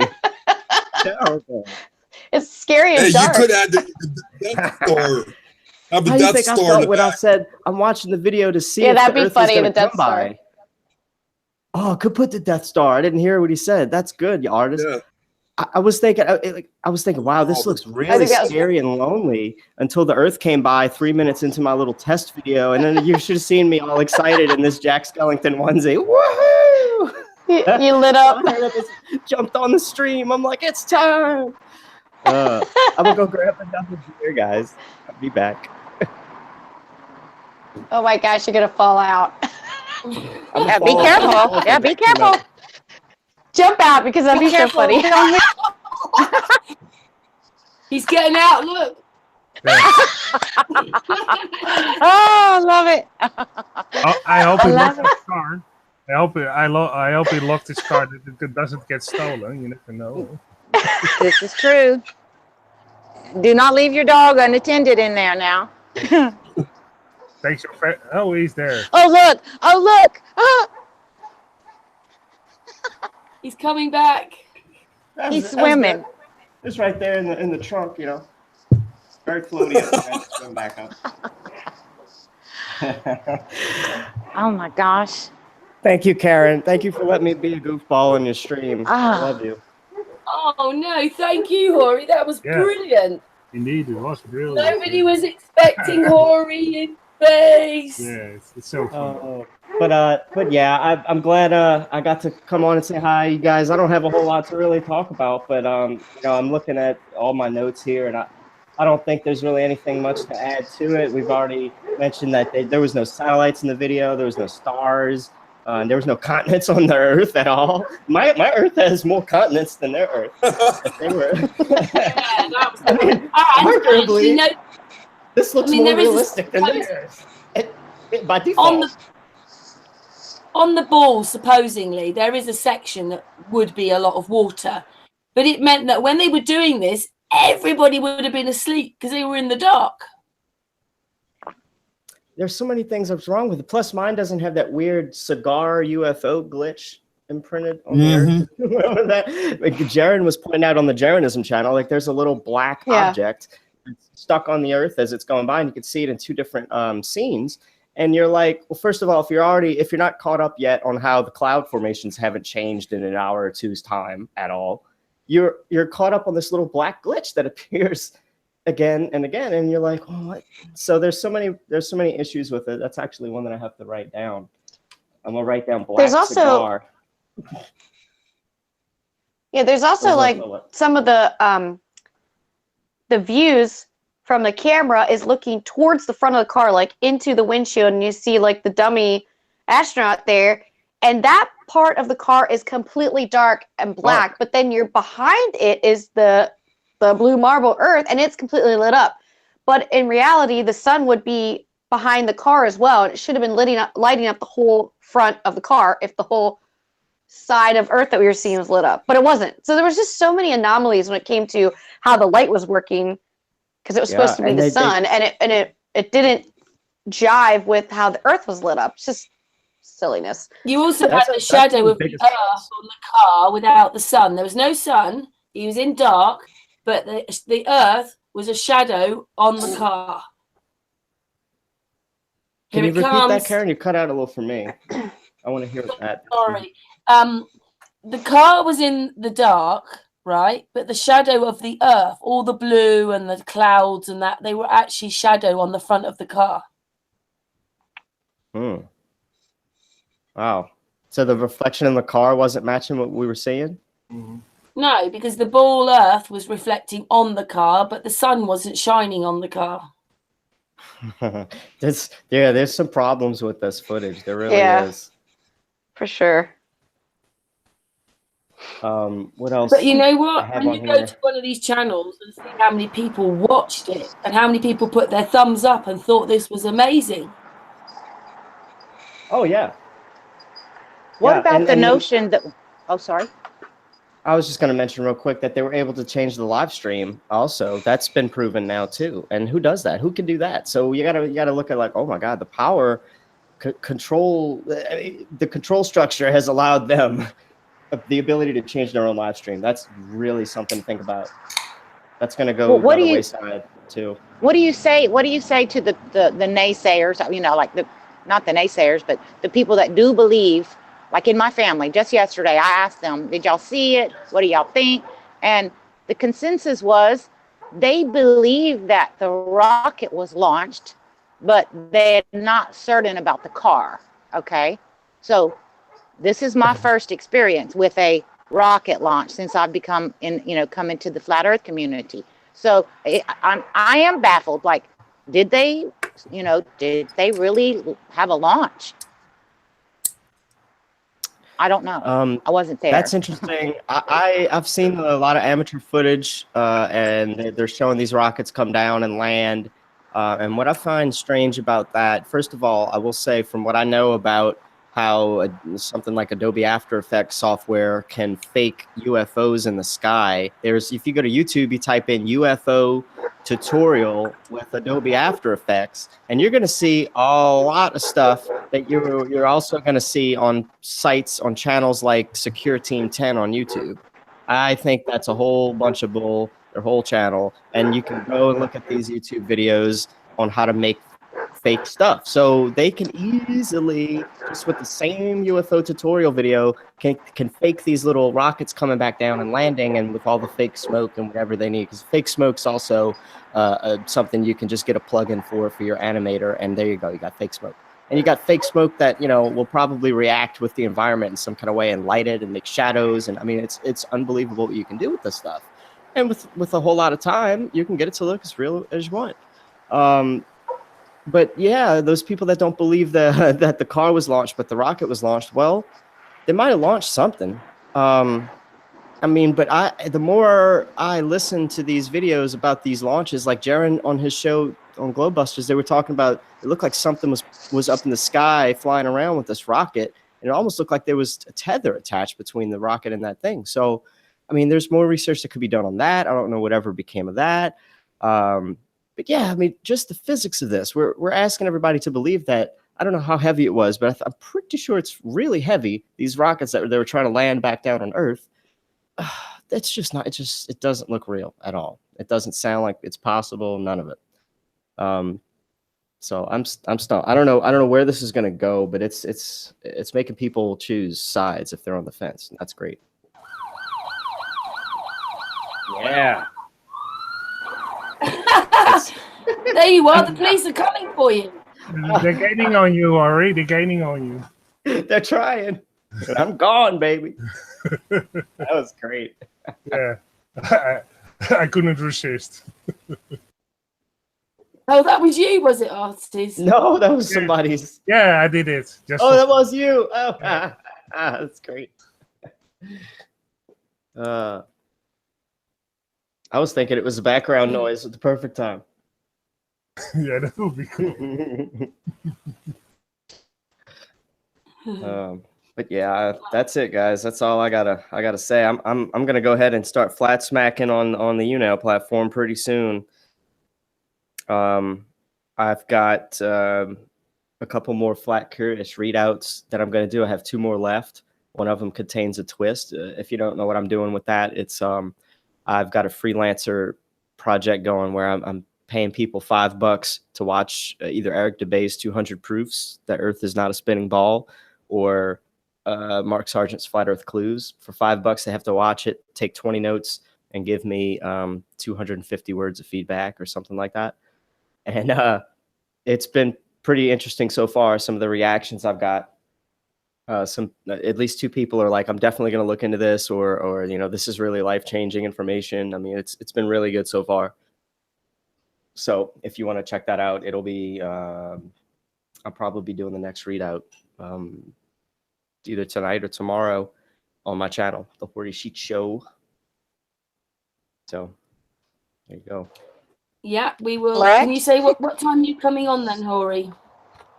As far as when I do the readout? Yeah. I mean, it's probably going to be, I don't know what time it is now. It's hard to see through this wonderful mask, but I'm probably going to do that by 8 p.m. I figured I'll do that one at 8 p.m. Let me see what time it is. Yeah, that's It's 5:25. What Horry's doing tomorrow. It's five. About It's 3 hours. 5:25. About 3 hours from now. You got the same time zone as me. So yeah, 8 Central. Oh, here comes the Earth again. I'm coming to watch it because I just want to see what I want. Yeah. Well, I'm gonna talk about. I'm gonna tweak it a little bit. I had a guy that was very generous with a donation, so I'm gonna do about 4 more, and I'm thinking of ways to tweak it. I'm not sure if I want to spend $5 or $10 to have a person sit there and watch a video, maybe that's about 10 minutes long, a much shorter one that's real jam-packed with good info, and get their video reaction. You know, we could do that, their video reaction and their video feedback and how they felt, rather than me reading out the notes. There's that idea that I'm tossing up. And I want to see what can we do, because people will do a lot for $5 on this website. So how can we flat smack them for $5? I mean, this can really go all kinds of different ways. And so, yeah, I'm looking for people to put their heads together for me. See what we come up with. So what do you do? They pay you $5 or you pay them $5? What? They're on a website, and they offer, like, for instance, they say that, oh, for $5 I'll do research for you on any topic you want. And so the research I'm getting them to do for $5 is to watch this flat Earth video and give me jot down some notes on why the Earth might be flat, and give me their personal feedback on the whole 2-hour-long video. And so far, yeah. Yeah, that's cool. So far, I've gotten either people that have gotten really mad at the video, and they're like, oh, this is nonsense, or wow, this is so life-changing. One guy was like, I feel like I've always felt the Earth was not a ball. And so watching this video has really answered a lot of questions and made me really excited to do more research. And that was it for $5. I mean, that's invaluable. For $50, that's invaluable to change a life. But for this to be a crowd-funded thing, it's working.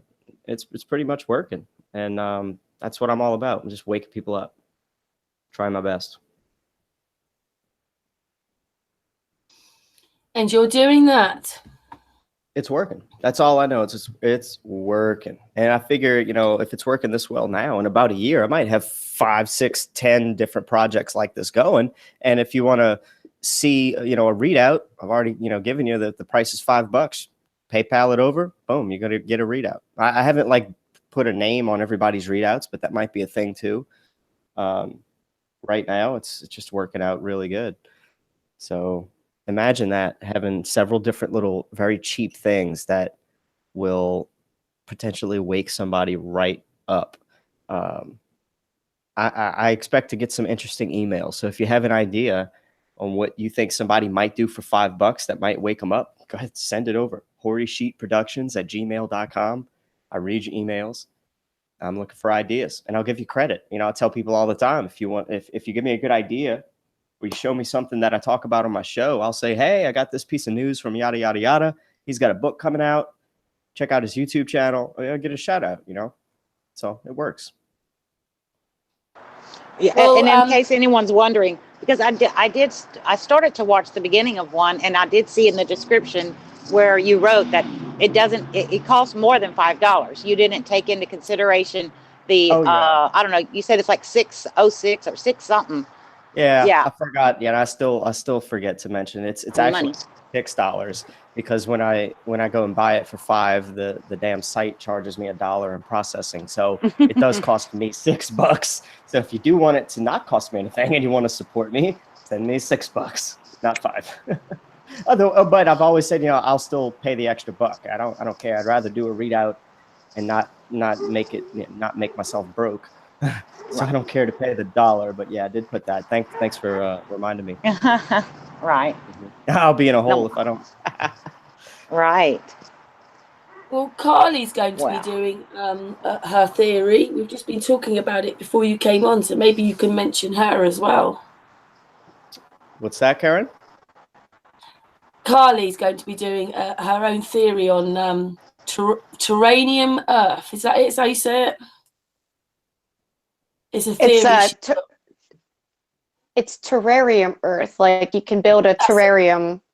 Like people build them for plants. People build them for like reptiles and turtles and creatures. Yeah, terrarium Earth. That's something I'm going to be doing in the future, and I'm working on it right now, is just doing a documentary on that theory. So that's something I'm working on for future reference, and I plan on hopefully putting together some kind of website. I'm not into that kind of stuff, but I want maybe reach out, see if someone can help me with making a website so I could put all my content in one spot, not just my videos on a YouTube channel.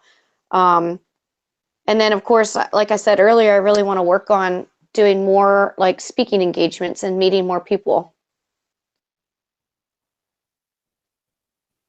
Yeah, good for you, Karlee. Hey, let me know if there's anything Horry can do to help anybody. You know, if there's a video maybe that you made that has bad audio and you need some background noise removed, you know, sometimes I can help with that real easily. If you want an intro made for your channel, I can help with that. Look me up. You know, if you're trying to do a green screen setup and you can't get the lights right, I mean, get in touch. I'm just here to also help. I say that on every stream I'm ever on. Because some people attack me. They think I'm here to make money, or they think I'm here to, I don't know, be a goofball for Flat Earth. But I'm just a guy with skills that I developed, and I'm trying to figure out how to help the world with them. That's all. So if you see something that I do and you're like, I want to do that, or I need an intro for my channel, get in touch. I'll pay $5. I'll pay $6 to see you make a new poi video. That's awesome. That's awesome. And also, I got this camera to do that with. What's up? Just Lesia, what were you saying? Go and sing it then. We are family. I'm going to be doing videos where I'm spinning poi. It's going to be warming up in a few months, right? Winter's got to be almost over. Oh my God. But I got the Brio camera that I'm doing right now, records at 1080p. It streams at 1080p quality at 60 frames a second. So that's fast enough for me to do the glow performances. But it's just, honestly, it's been so cold. I haven't even talked about that stuff on my channel lately because I don't want to go outside and do it. I know. That's what I'm waiting for. And it should be fun.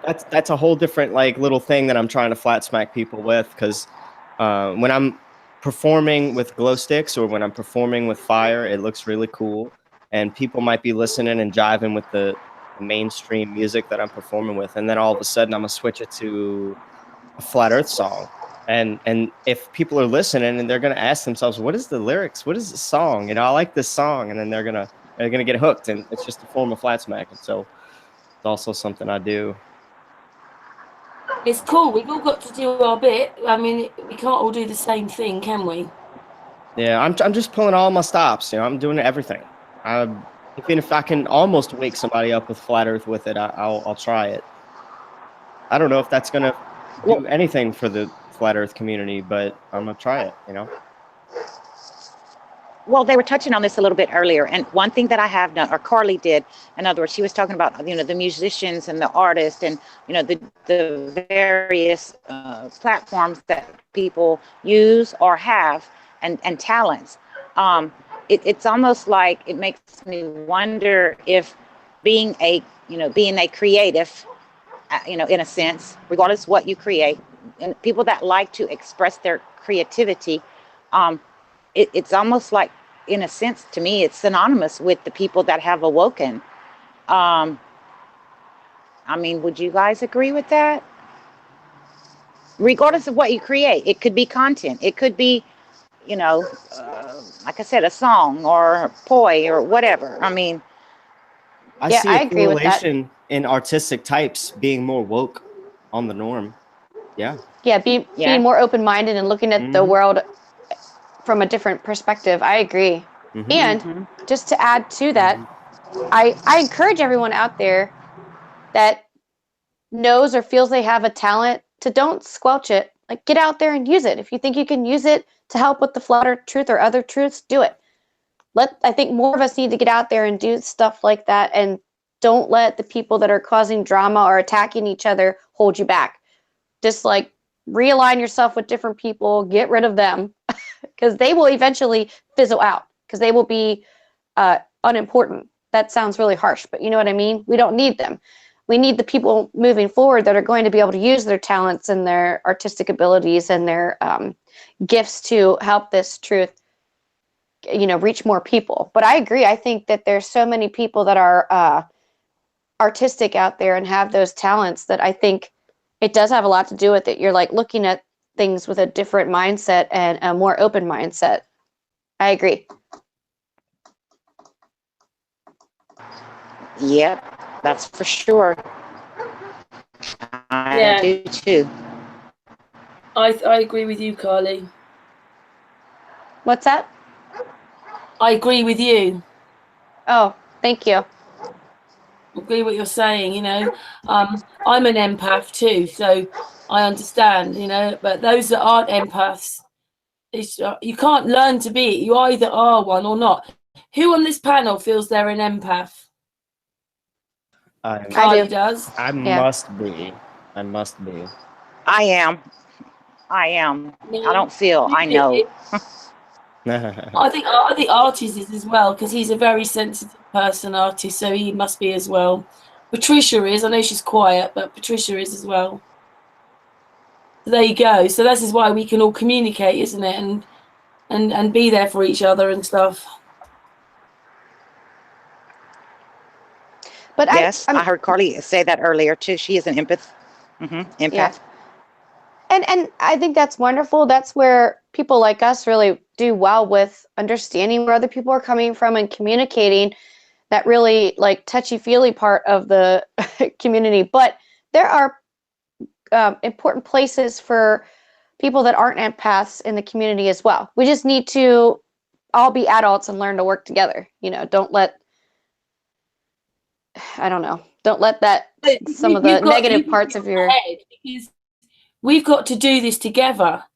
And anybody that thinks they're better than anybody else, or there's no one else but them, then that's incorrect. We do this together as people together. Otherwise, it's not going to work, is it? It just isn't. It's just going to be the same as we had before. Correct. And to touch on what you just said, Karlee.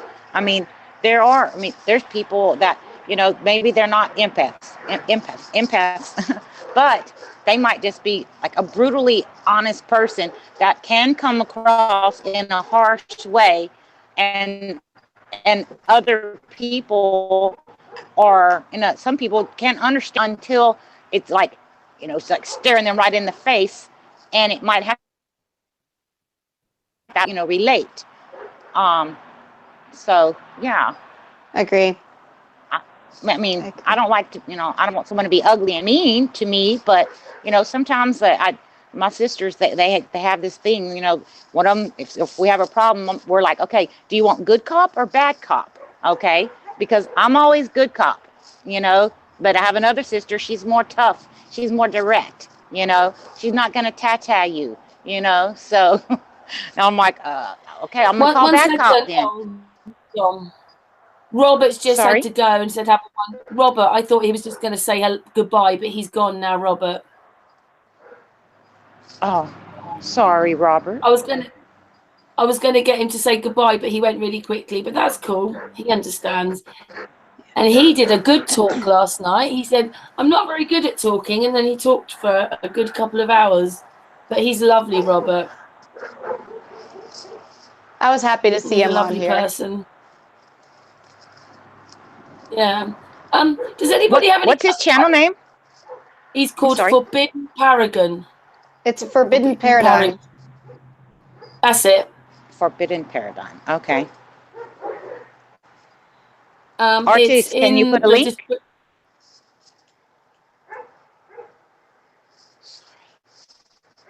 Artist has got his headphones on. He's probably got I've lost a cup you. of tea. Yeah, it's in last night's description of last night's hangout. It's in there. Okay. But anyway, I'll give it to you later on. On the panel, does anybody want to ask Karlee any questions or anything? I'll say something, not really a question, but I just wanted to throw out there that I really enjoyed being on this evening. It's evening for me, and I just want to thank you guys for inviting me. It's been so much fun. I love conversations like this. It's just like genuine and spontaneous, and it's just like we're basically like we said this before. We're sitting around a campfire talking. You know, it's just a group of friends, and we're getting to know each other, and I love it. And like I said, it's just a think tank where we can throw ideas and bounce them off each other, and we can appreciate each other's ideas, or we can learn from them. We can add to them. So I appreciate being on tonight. I thank you guys so much. Aww. I'm probably gonna. Thank you for coming on. What's that? Thank you for coming on. Oh yeah, I really, really appreciate it. I had so much fun. I laughed so hard when Horry came on. I know, I wasn't expecting that. That made my night. But I was happy to meet all of you, and some of you I already knew, and it was so nice to talk. But I think I am going to probably get going here in a few minutes. But I just want to say my goodbyes. And you need to see your fiance. Yeah, that's probably why the dog was barking, because he walked in a little earlier. But I wanted to also just say, you know, if any of you guys if you enjoyed what I've been talking about and you want to check out my channel, it's just Karlee Sunshine, and that's on YouTube. I'm Karlee Sunshine Medrano on Facebook, and everything I post on my personal profile is all public, so you can share it as much as you want. And I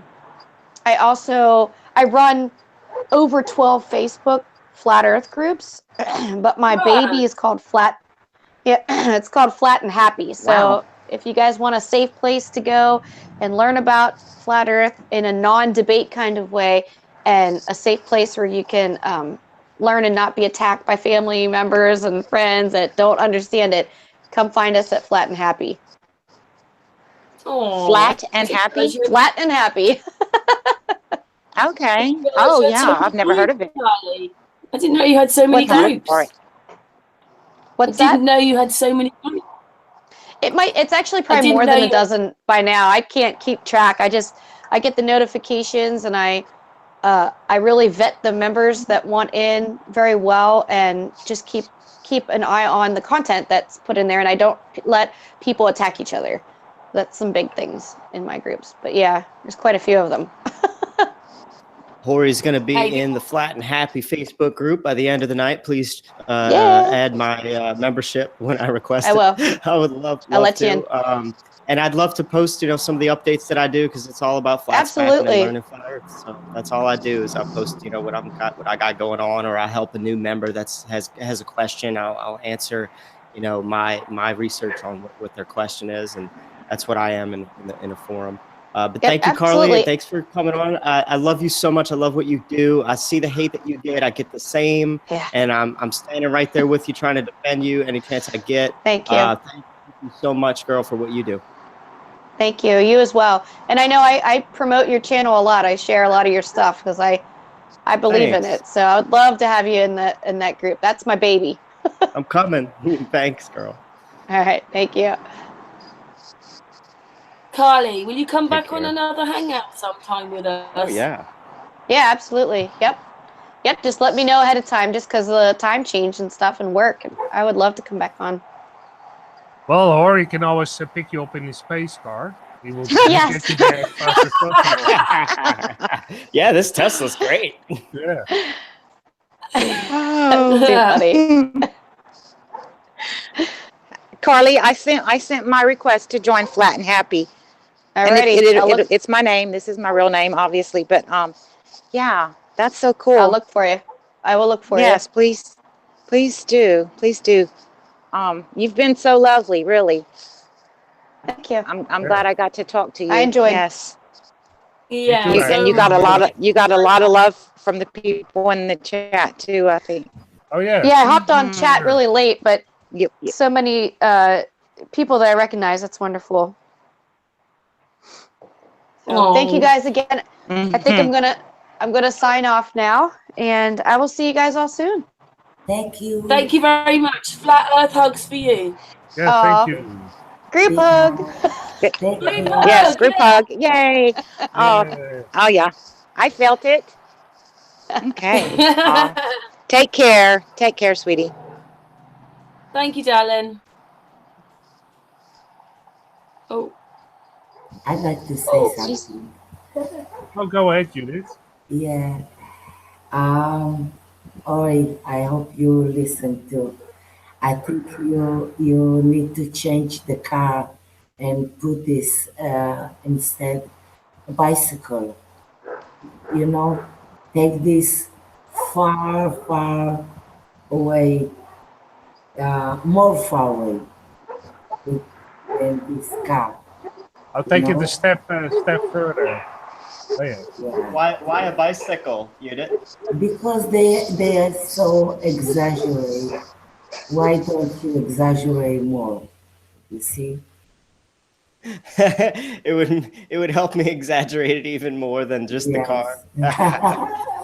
You know, that's funny. I could do that. I could have the ET bike, and I could cut out an actor, and so it would just be me riding ET. That's what I mean. That's what I mean.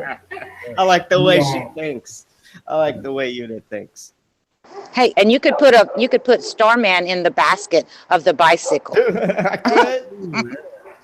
I could do that, but ET is good idea, Yudit. Yeah. I could work on that. It wouldn't take long at all. I mean, you know what's interesting? This is what seals the deal. I'm gonna show you guys right now. This is the secret of the Horry car thing. I'm gonna take out just the seat and show you guys how the whole illusion is created. Ready? Boom. So now I have no seat. Look how weird that would look.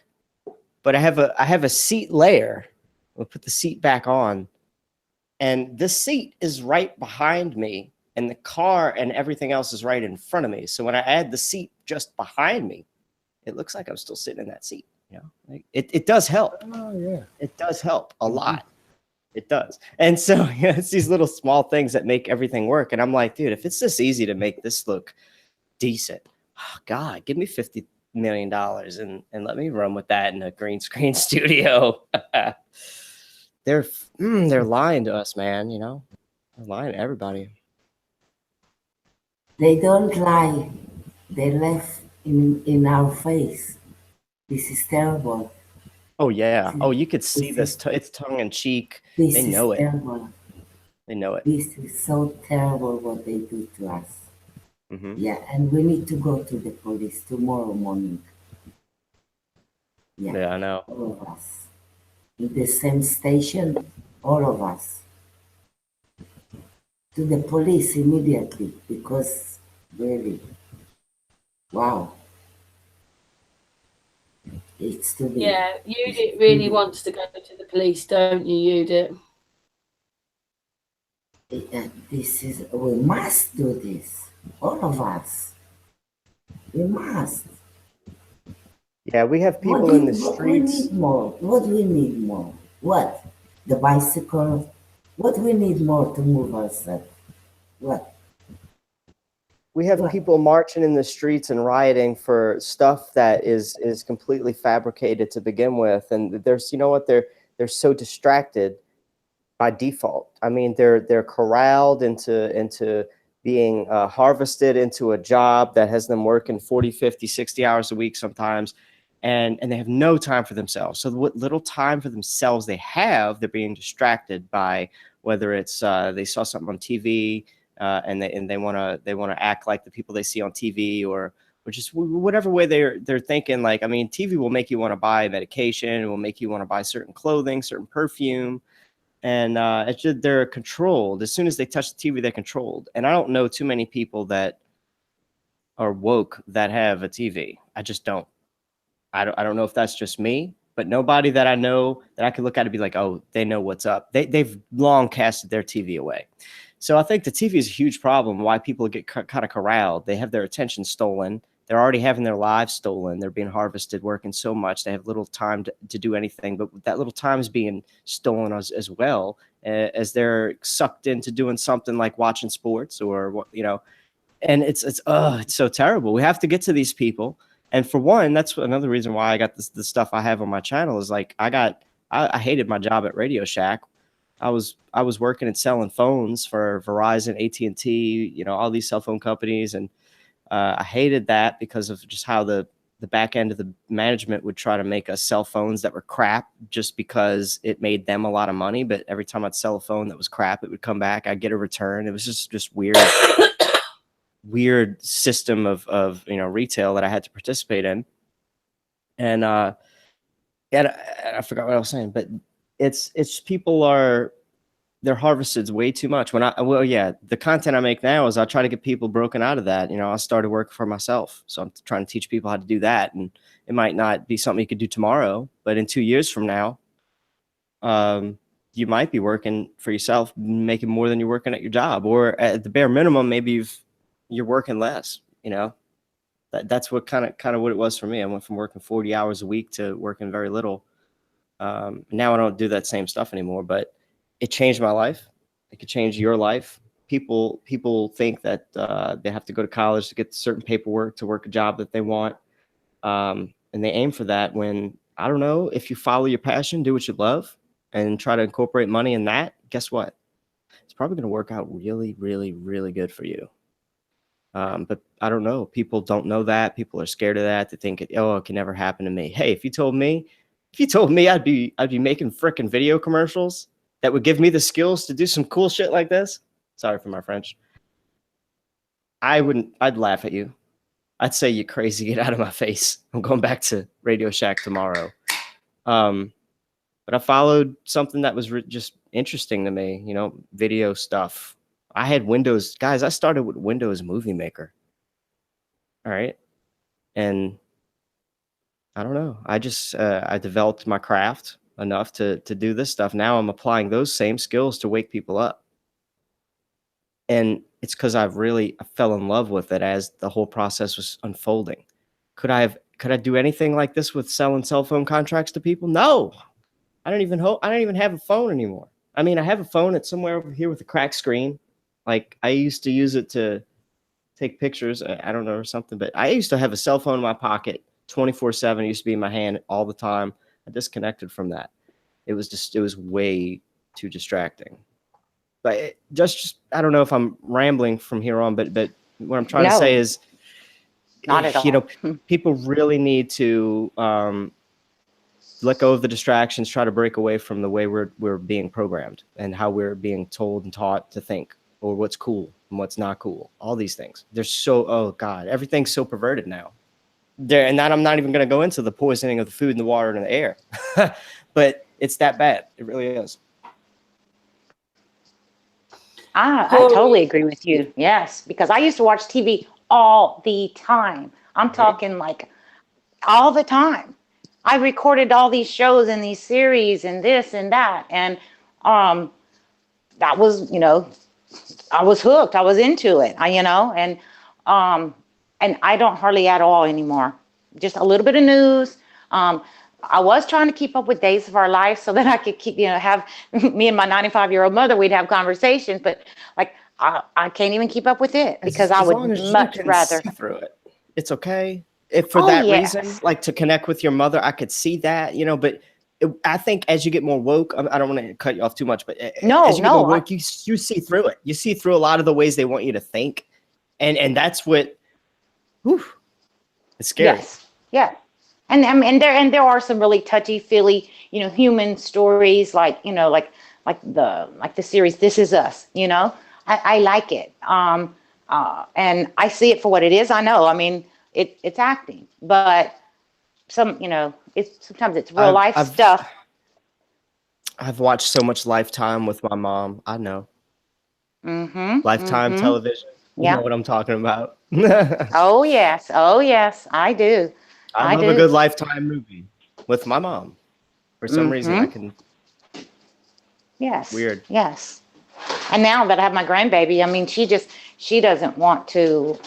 She's not a big TV watcher, but she does like my tablet. Oh my gosh, she likes my tablet. Oh, but I do try to keep it on the learning things and, you know, learning and songs, and I get the books out too. But I mean, I also we play. I mean, I'm here. I firmly believe that I'm here at this point in my life because of my grandbaby and because of, my children, they're middle age. So I say middle, they're 25 and 35, not middle age, but, I can't control their destiny, because they're at that age where they have to find out things for themselves. But my little grandbaby, oh yes, you better believe I'm going to make sure to the best of my ability that she is not tricked into believing things that are not real. Yep. Yeah. Oh my gosh. These dogs are playing. Hold on. I'm going to mute for a second. Sure. Have you, and people in the chat, I'm about to pull up the chat and interact with you guys just to say hi. But speaking on the cartoons and oh man, I see everybody saying, Horry, sorry, I'm missing everything, but I'll go back. The cartoons that my children watch are all about space. I mean, the games that I look at Steam. If you're not a gamer, or if you're a gamer, you know what Steam is. And you go to Steam and you look at the new games that are coming out. And then what games have a sale. If you're playing games on your PC, Steam is a pretty popular platform to search for new titles and stuff coming out. And oh man, all these space games, all these space exploration, planetary, land on this planet and build your house kind of games. It's everywhere. Yes. Games with curved Earths now. Stuff. Everything has a rocket. The rock. Oh well. I mean. Rockets and globes. Rockets, globes, and any game that and now that games have really, really good graphics, when you go high enough in the altitude, it's starting to curve the landscape for you. Oh no! Oh really? I'm not kidding. Oh wow! And you know what? I didn't put this together. I bought the Wii not too long ago. I bought the Nintendo Wii's, or when it first came out, they were going some of them $900 because people were getting the idea they were going to go out of stock, so they tripled the price, sold them on eBay. They were originally $300, but now you can buy them for like $50 with all kind of games from eBay.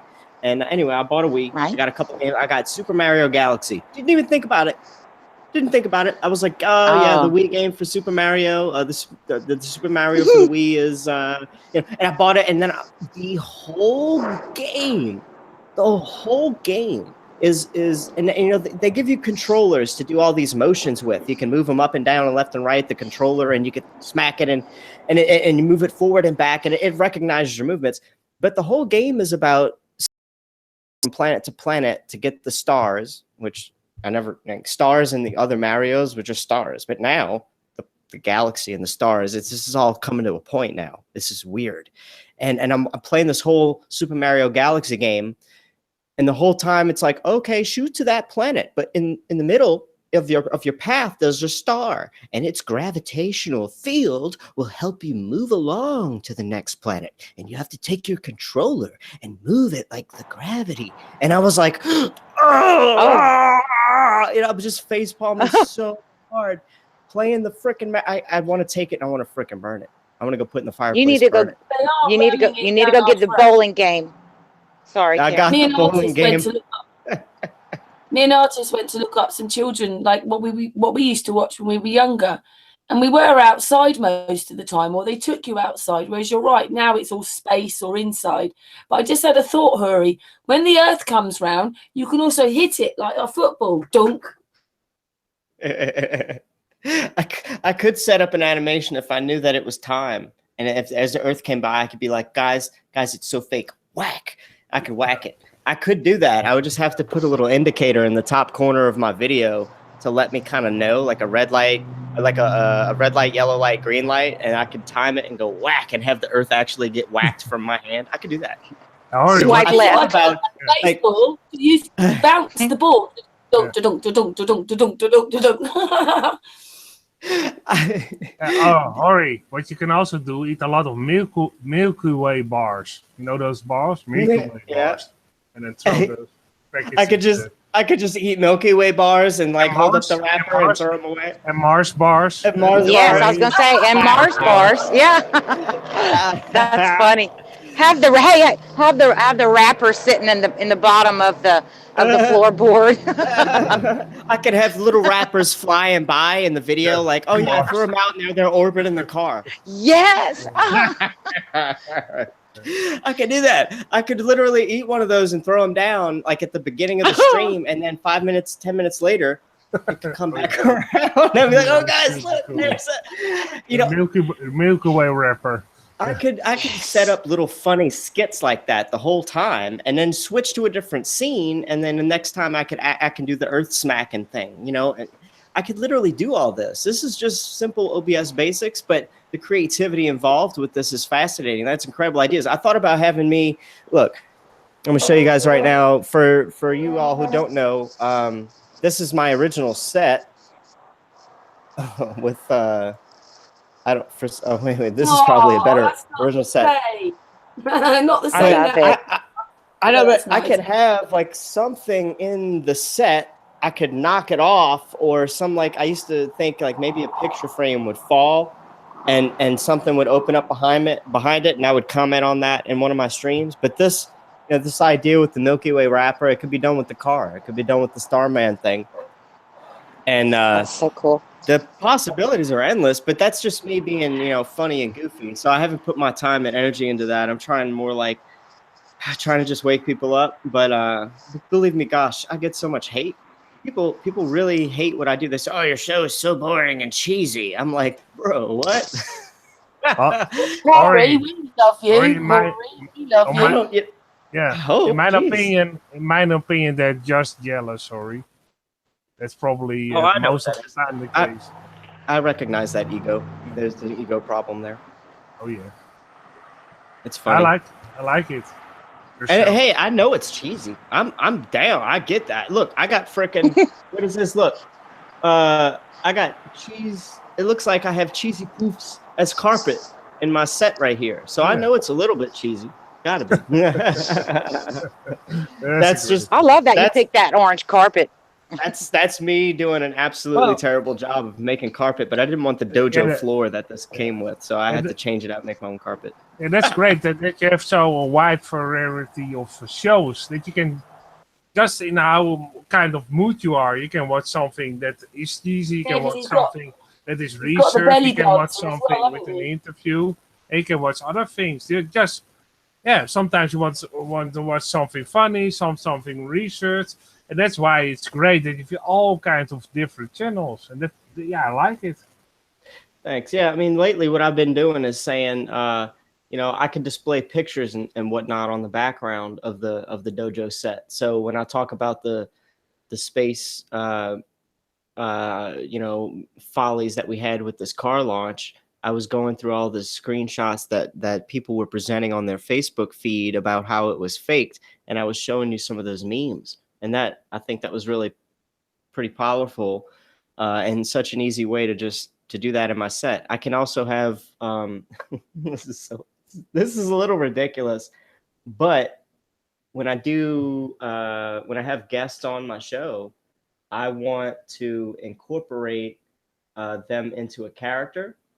And I want you to pick a character. So for example, you might be you might have a square webcam video of yourself talking with me, and I might stick you in that mouth of that octopus.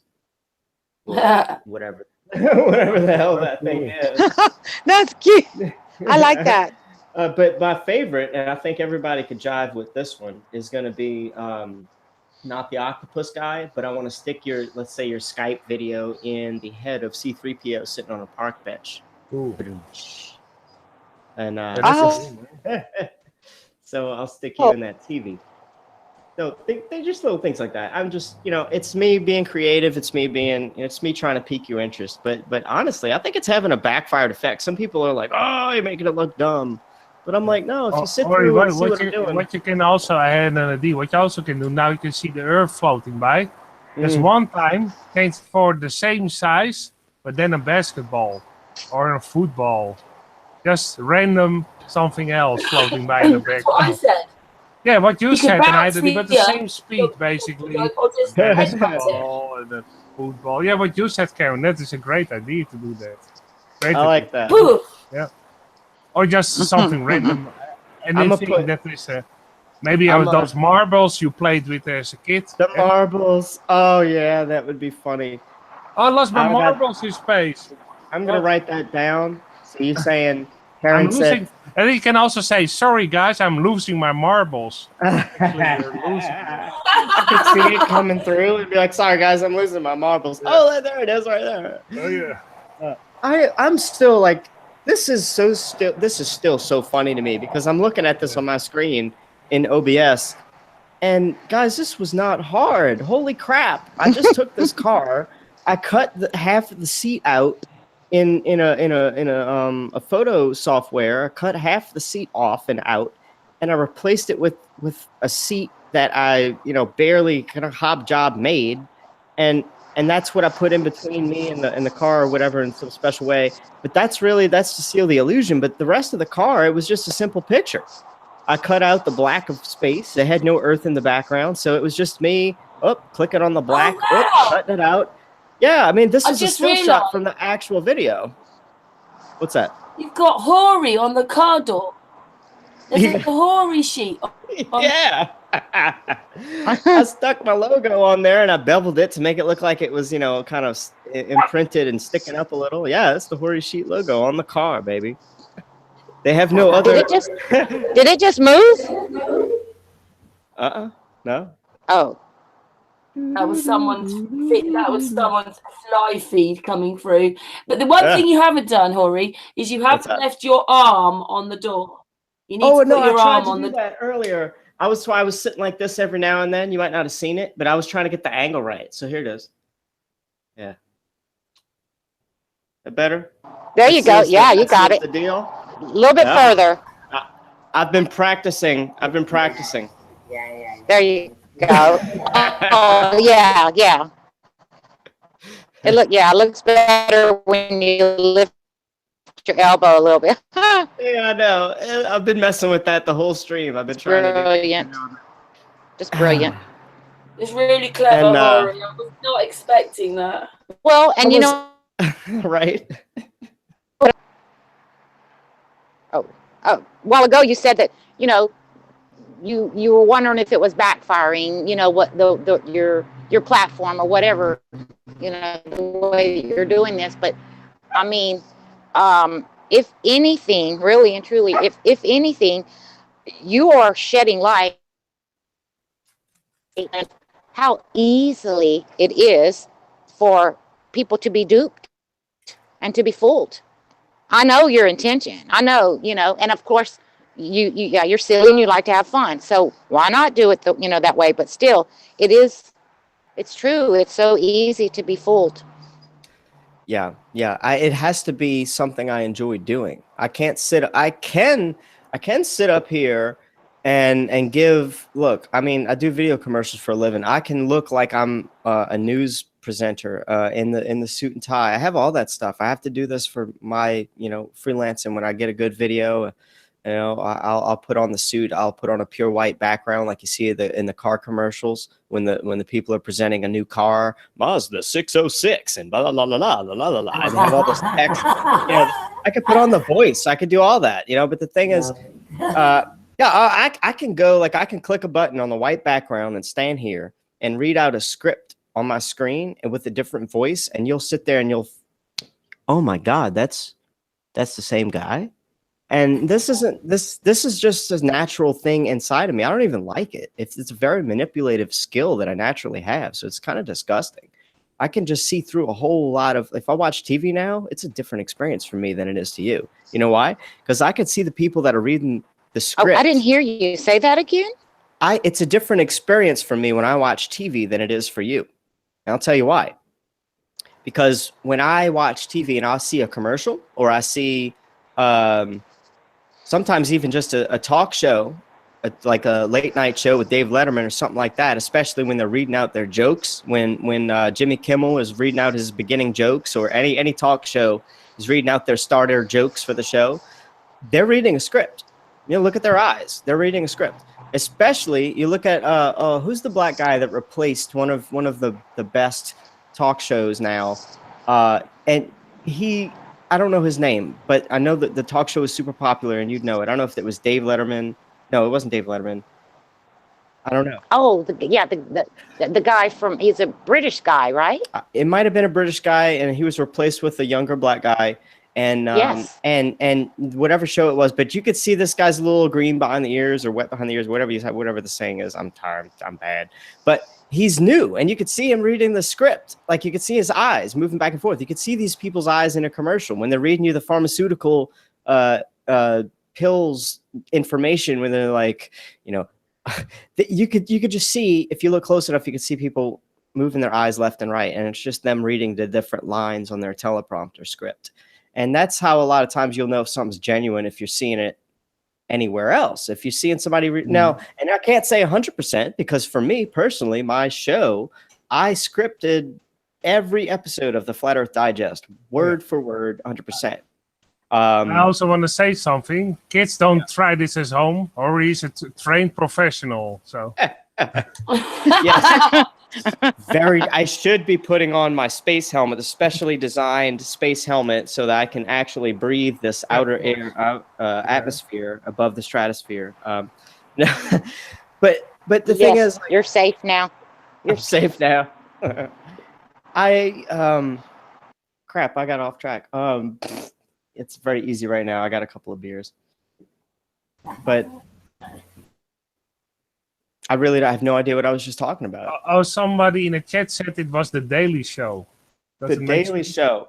Right. So you could see these people reading the script. And I'm not saying that everybody reading a script is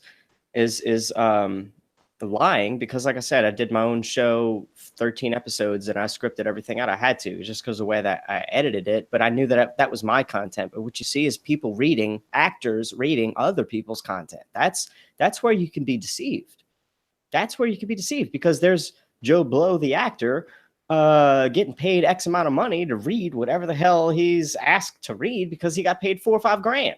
That most of the time that dude doesn't care what he's reading. He's just doing it in a lab coat with a whatever. He's a doctor reading out the whatever pill he's trying to sell you to fix your freaking diabetes that you're probably getting from the terrible diet your other shows have got you on from the television. But I'm not going to go there. But the thing is, it's like, it's all, you got to watch. I'm even going to tell you this. You got to watch Amazon.com, the reviews on Amazon.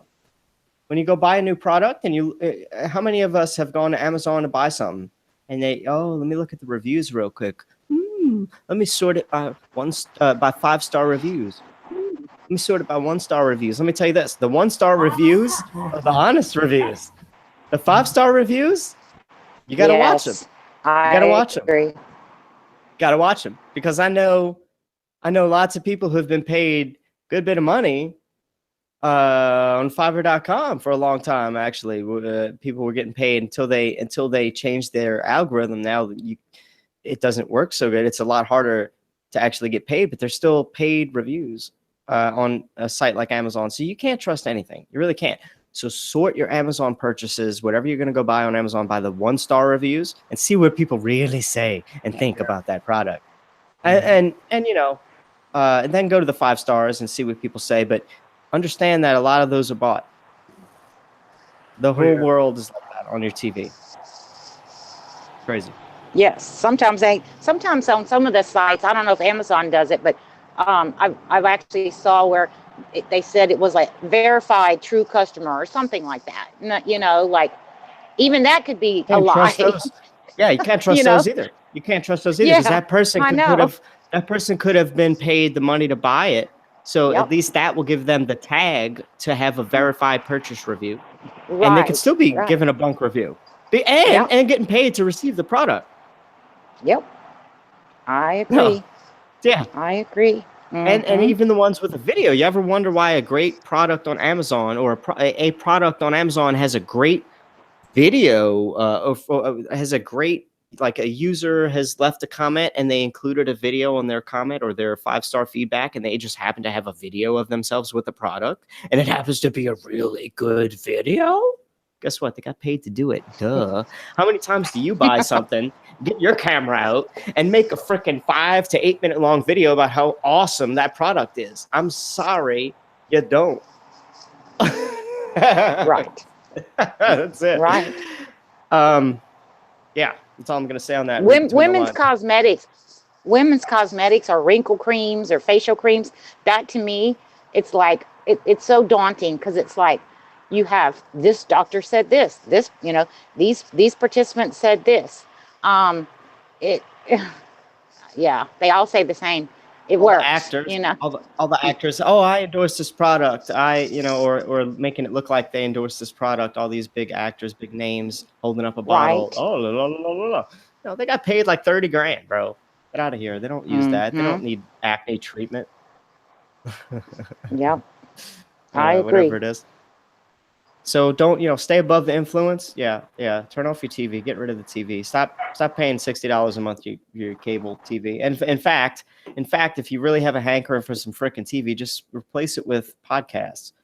Karlee said, which I wanted to say to her, she says, I can't do I'm so addicted to flat earth research. I can't do anything without a podcast or video running about flat earth in the background. That's me. I'll get on you now, and I'll be streaming myself playing the Wii football game, which a lot of people have stuck around for me for some reason playing football game on the Wii, and I have C-3PO in the set. A lot of times, I'm going to just kind of show you right here. The football game I'm playing will be in the place of the Earth right there. And the podcast I'm watching is going to be playing in C-3PO's head. So a lot of times it's Globebusters being played, and I'm just doing my thing. I don't care. I don't care who shows up in my stream on you now. I might not even talk to you at all. I might be doing my own thing. But if I do see the chat popping off, I'll answer questions. And I have that's kind of how I had one of those people come in and be like, dude, thank you for what you're doing. Like, I'm just popping in here to say hi, but you got me on my journey, a flat earth journey. And it goes back down to, dude, put yourself out there. Put yourself out there. You know what also is cool to put in the background? Those things from Space Invader. Those really old games, Space Invader. You played in an arcade back in the 80s. Oh no, those little things. Yeah, those were blocked ghosts and aliens and everything. Dude, you know what, artist? This video that I'm playing, let me tell you what this is comprised of. And it's so funny. It's a 6-minute long video with a black screen and the earth blue marble with a transparent background coming from that side to the other. And it's just barely going up and down as if it's maybe I'm wobbling a little bit. And that's all it is. And so every 3 minutes, or if it's a 6-minute video, at the 3-minute mark, it comes and goes by, and then it goes away, and then a 6 minute starts over. So I guess, it takes a little longer than 3 minutes. So I could take this video and I could make it, I don't know, an hour long, and I could have little skits like that all throughout the video. And that's what I think I'm gonna start working on, because I think it's a good enough thing to start working on from between now and like tomorrow's stream when I do it in the evening. But I'm gonna have bubbles randomly, bubbles popping up. I might have the moon. Yeah. I might have the Death Star. I might have or a goldfish. Or a goldfish swimming by. Dude, it's gonna get funny. Yeah. It's gonna get funny.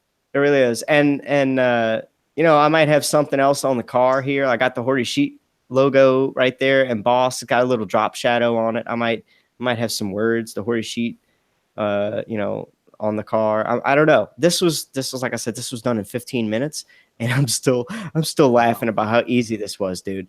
I mean, you see this little part right here, this part of the windshield. That's it's a little.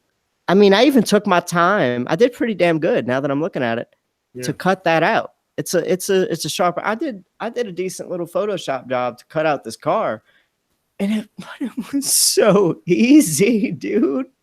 Be careful with that sharp bit that you don't burst the bubble of the earth. But the thing is, artists, you could, if I had 50,000, and if I had I'm not even gonna say if I had the money to buy the Unreal 4 engine renderer, I could take this car and actually do exactly what they did. Like the videos Jaren and Bob from Globebusters and Iru Landucci showed in the last Sunday Globebusters episode, dude. They showed the footage of the in 2014, there was a car sitting in the woods, and they had some foliage and stuff, and then they had this car stuck on a dirt road, and it looked like it was really there. It was reflecting all the dark brown looking foliage, and it was an awesome hot rod looking car planted in a strange wooded environment, like, you know, weird. But the thing was, it looked convincing. It was like, oh my God, that's an awesome car stuck in the middle of the woods. And they showed you, you know, Iru shows you, because he's got the software that I don't know if he went into his software and showed it, or if they were showing a video where they were going into the software and showing you how you could change all the light sources and make this ultra photorealistic, you know, video. And that's all. Look, that's all they did. That's all they did with this video. And technology has reached the point where, I'm sorry, you can't tell the difference. You can't tell the difference between real and fake unless, and this is only to give you a fighting chance. If you have played video games from Atari to regular Nintendo to Super Nintendo to Nintendo 64 to PlayStation 2 to Xbox to X, if you don't understand why I said those in that order, I'm sorry. You missed the gamer boat. But if you're a gamer, you have an innate, a natural understanding of how crappy graphics were with, like you were talking about, artists. Space Invader, or you had Space Invaders with those two bars that you actually kick over, right? And a square thing between two bars that only could move up and down. Yeah. Very limited graphics, very limited movement you could input. Yeah. Then take that and now look at games. Look at I'm gonna give you a perfect example: Far Cry 4, or look at the trailer for the next one. Maybe it's Far Cry 5. You look at that, and that's a perfect example of what I'm talking about as far as now games look almost like real life. Look at Grand Theft Auto 4 or 5, whatever the latest Grand Theft Auto. If you saw, let's say, I went to my Grand Theft Auto game, which I have right now, and I might do this. I might do this for just some other random reason. I might go in the game, make a video, and then upload it to YouTube, but downgrade the quality from a 1080p quality to maybe a 720 or 360p. You won't be able to tell the difference. Yeah. You won't. You won't be able to tell the difference. You think it's real. Yeah. And now a racing game, I don't know if it's still around. Need for Speed. There you go. I played Need for Speed's another one, right? I don't know if it's still around, but. Oh, no, it is. And it's getting better and better and better. And that's another perfect example. Their latest one is a photorealistic generation style of game where you can't tell the difference. The stuff looks like a real car going down the track. Yeah. You know those cheesy melodies they had on the background, like the computer games. That was it, basically. You didn't hear the ancient nothing. You only had that very children-like sound. And that sort of thing. That was it. You couldn't even talk. There were no talks. It was basically only some music. Very little. And only in, you know, I don't know if regular Nintendo had audio clip, but I know Super Nintendo had audio clips of voices, but you could tell it was really digitalized, and it was very, very short, like Madden in a football game. Hut. Yeah. You know? Yeah. Oh, back in the day when you had EA Sports. Right. It was like, it was more not like fluently now EA Sports is in the game. It was like EA Sports, it's in the game. It's in the game. Yeah, it was very strange. Already thought, wow, it can talk. Wow, nice. Right. I remember when I actually heard a real voice play through my video game cartridge. It was wow. It was next gen. It was wowing at the time. You know what's also funny with that Earth? What's that? Well, with the Earth in the background. Actually, it is also funny when it almost is out of frame. It already pops up on the right. When it moves to the left, and it's not exactly out of frame, so halfway out, it already pops up in the right. So that it is not normal. You know what I mean? Wait, is mine doing that? You're saying? No. Just as an idea, just to put it one time. If you have this, the Earth is almost out of frame, halfway, and it's already too soon. To make it come right back like unnaturally fast. Soon. Yeah. That's too soon, right? Well, that is, or somebody walked by with a ladder, that same effect, with a ladder that is almost non-ending. Oh, that's funny. There's an old movie trick later when one guy walked by and basically the ladder was never ending. Oh yeah, I have a question to you. Okay. Do you see in your vision end of NASA? NASA died, dead. I think it's happened, but I heard they resurrected their ISS stuff from Jeranism stream or Glowbusters recently. So I thought they were out, but then I think they reinstated it. Did I get that wrong? So what is it, this car? Someone says it's going to close down in another year or something, the ISS space station. Not that it ever opened or was going, but yeah. If it's happened, what is it, this car that you sit in? The Tesla Roadster. Yeah. The Tesla. Yeah. I want them to show me how they go with this car in the ocean, deep in the ocean. You know what? You know what's interesting, guys? I want to point this out because I could still see it right now. If you look at the same car I'm in right now, look under the tire, the left tire here that's showing on the left side of the screen. There's a little tiny peg still under that tire. It's Michelin tire. It's Michelin. Is it? It's I don't know. It's Michelin. I wouldn't doubt it. You know the company Michelin. Yeah. It might either be that or Firestone, but it's one or the other, boy, I tell you. But the thing is, there's a little piece of platform going under. It's connecting the tire. I don't know if you guys can see it. Bit. You can see the little tiny piece that looks like it's connected to somehow maybe that wheel's axle. Yeah. But I wonder, is that part of the platform that's holding up the camera that's giving you the shot of this car? I guess it has to be. It could be. It has to be. the biggest thing about this, the reason why, first of all, it's fake is because of the lighting at certain points when say the earth is fully illuminated and the car is completely like shadowed. That's a big red flag. But the rearview mirror was removed. Why? Why would you remove the rearview mirror? Like, that doesn't make a lick of sense. I don't care what reason you give me. You were goofy enough to put a "Don't Panic" sign on the dash, but you felt for some reason what it was, the epoxy or the glue that held up the rearview mirror wasn't going to hold in space, but everything else would be just fine. No. You have to have a brain enough to look through this, look past this. So ask yourself the question: why did they remove the rearview mirror?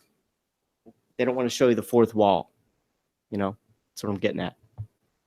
Yeah. Would you agree? As always, they don't want to show you anything really that is real. It makes sense indeed. Yeah. The question that I ask myself, why they keep us looking up always? Was the car rotating up? No. Why they're always keeping us looking up? Yes. Distraction. Huh?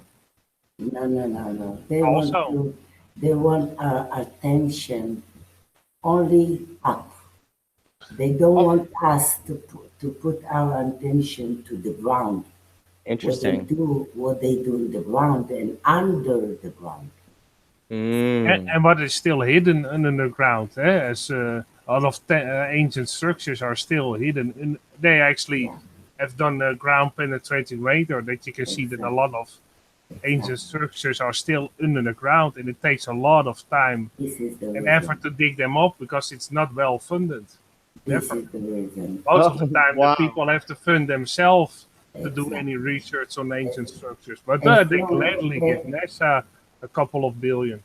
As long as we keep talking about what's happened upstairs, they continue to react downstairs. Wendy, they have got us looking up, and yet people don't see the chemtrails. This is part of it. This is part of it. Well, Yeah, this is part of it. You know what, Karen? I saw a video today. Some guy had a bunch of bowls and stuff put out in his yard, and he was collecting rainwater, and he sent that to a lab. And this was reported on, like, I don't know, like the news, like the news channel 10 or whatever for your local news. It was reported somewhere on the news that it came back with barium in it, large, like over 3 times the lethal dose of barium in his rainwater. Which is all, I see these memes every day on YouTube, I mean, on Facebook, and I'm like, if aluminum and barium is truly coming down. I mean, there was a meme that I saw. I wish I could pull it up right now. I probably can, but it would take me too long. Bale. Ba is barium on the elements chart. Ba is for barium, and Al is for aluminum. Bale, Bale? Is that what they're doing in the sky? Because they say barium is in the sky, being in the chemtrail spray, and aluminum is also being sprayed down. This is why maybe they've made us stay inside, on our computer games and all that, so that they can put all this stuff in the sky and do what it is that they want to do. So they've got us inside on the televisions or on our game players or phones. Interesting. So there's another way of keeping us inside to distract us from being outside. It's working on me. I don't ever go outside, Karen. The only time I went to get a haircut today, that's the first time I went outside in at least 4 weeks, besides to go get firewood, but that's right there in my own yard. But I mean, to actually go out and spend any outside time, about a month. I'm just I'm an extreme homebody case, though. I don't even drive. I just don't. I'm thankful I don't do that, but I don't go outside. So whatever they're spraying, it's not getting into me, and I'm pretty effing woke. Yeah, but we're still going to breathe in, aren't we, inside our houses? And the thing is, maybe if we're breathing in this barium and this other stuff and these metals, then it does something to our body. It better not, is this what they, with the 5G towers and everything, they turn them on and then, what will happen to us? Because we're already full of metal. They could use them as weapons, like everybody's worried that they use them as weapons. They don't spray at night. They spray in the day. This is very important. No, they do spray at night, I think, Yudit. I think there's reports of them showing that at nighttime when the moon's illuminating the sky, we're seeing some chemtrails just the same. I think you may want to look into that. Yeah. And someone put a meme on the other day about they went to a hotel room or whatever it was, and they got a picture up, and there was the sky full of chemtrails, and somebody had taken a picture of it and thought that was kind of art. Well, some people are saying that they're doing this to block out our sun, and so that we don't have enough vitamin D. And they say that African American types, though, they don't, their body has a little bit harder of a time absorbing vitamin D, I guess, because of the pigment in their skin. So maybe it could be affecting them more than us. But there's also, there's that going around too, and it would make you think. I mean, boy, it really makes you think. For sure. It's not time. For sure. Yeah. Yes. Yeah. I'll go outside, and believe me, when I do go outside or when I do get sunlight, I'll sit by the window purposely in the mornings at 8, 9, 10, whatever I can get sunlight, and I will sit there and put my palms to the sun and draw it in. And it's very much like the energy stuff that I do, except in reverse. Whereas instead of taking someone else's pain and pushing that out of them, it's more like me feeling for the sun's energy and vitamins and nutrients or whatever, and energy just really, and just drawing it into my palms. And I just imagine that going and filling my body like a container of sunlight, and it energizes me. It's one of the things, if I don't end up doing that for a couple of days, I can't figure out why I feel so freaking tired all the time. And then I'm like, oh God, I didn't get any sun lately. I'll go out there and I'll get some sun, and I'll feel great that day. Where I just, it's a pattern I've noticed. That's all I'm going to say. It's a pattern I've noticed. Get sunlight. We need it. We do. And if you don't get sunlight, if they have an overcast, chemtrailed sky, vitamin D it. Get some vitamin D supplements. Put in your water. it gives us a similar effect of Isn't that really bad though, that we have to get it artificially? That's when how bad actually it we is. could have it naturally.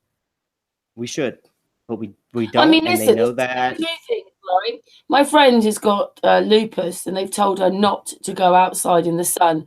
I mean, we've talked about it, and someone said actually it might be the moonlight she needs, but the sun is really good for you.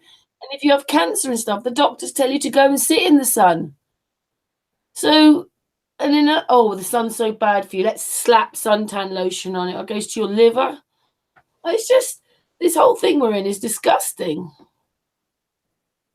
It is. And then they spent all that money. You did it in half an hour, and it's to embezzle money, isn't it? They want you to buy certain things. They want you poisoned. To get the Tesla car into space, and you did it in half an hour. It's to embezzle money.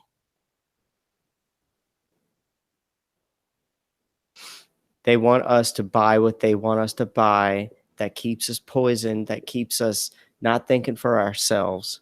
That keeps us sick, so that the pharmaceutical industry can pollute you until you're finally dead. That's from what I'm seeing. That's what they want. They want us harvested so much in our jobs that we don't have enough time to think for ourselves. And whatever time we do, we're being perverted by the TV and the music that we listen to and the lyrics that's going into the music that we're listening to. God, Jesus, have you ever listened to the freaking words of some of the songs? I had to stop listening to some of the songs I'm listening to because I'm like, what the hell are they talking about? And boy, I could tie that into some pretty satanic stuff now that I know what I know. And I'm like, you know what? I could research that and probably come to that realization, but I already feel it in my gut that this music is just, it's coming from a very dark place. You ever ask yourself why the artists will make videos and go on talk shows, be like, oh, I had to sell my soul to get where I am. Duh.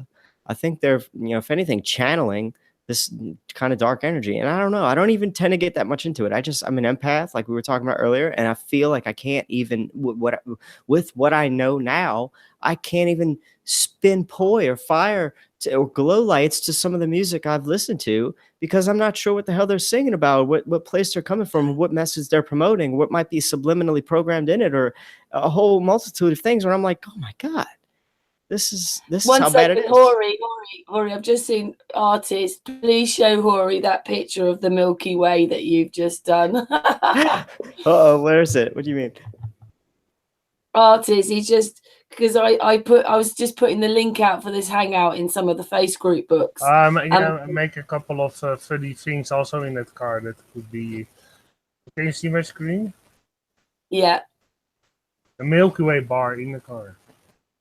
Nah. and I have another one. This is I already showed this. Oh, sorry, another one. This one is also funny. Oh, that's great. The Muppets.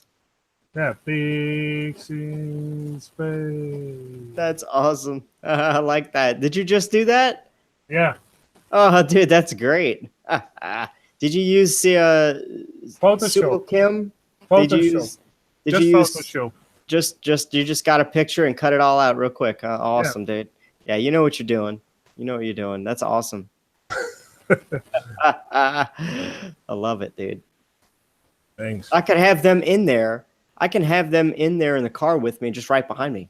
That would go perfectly. People, this is not hard stuff. This is not hard stuff to do. Artists just did this in like the past few minutes we were talking. And you got to think $50 million a day. And 3D photorealistic rendering software and models, you can literally do, like they said, you can do whatever you want. Photoshop, and I did it in because I like to work with Photoshop 7. It's very old. It's almost old one too. Years old. Wow, yeah. It works fine for this because I like Photoshop 7 because it doesn't have a lot of tools. So you don't have those big menus. You have only a couple of options. Click, click, click, and you can do great things with a very simple program. Yeah, for sure.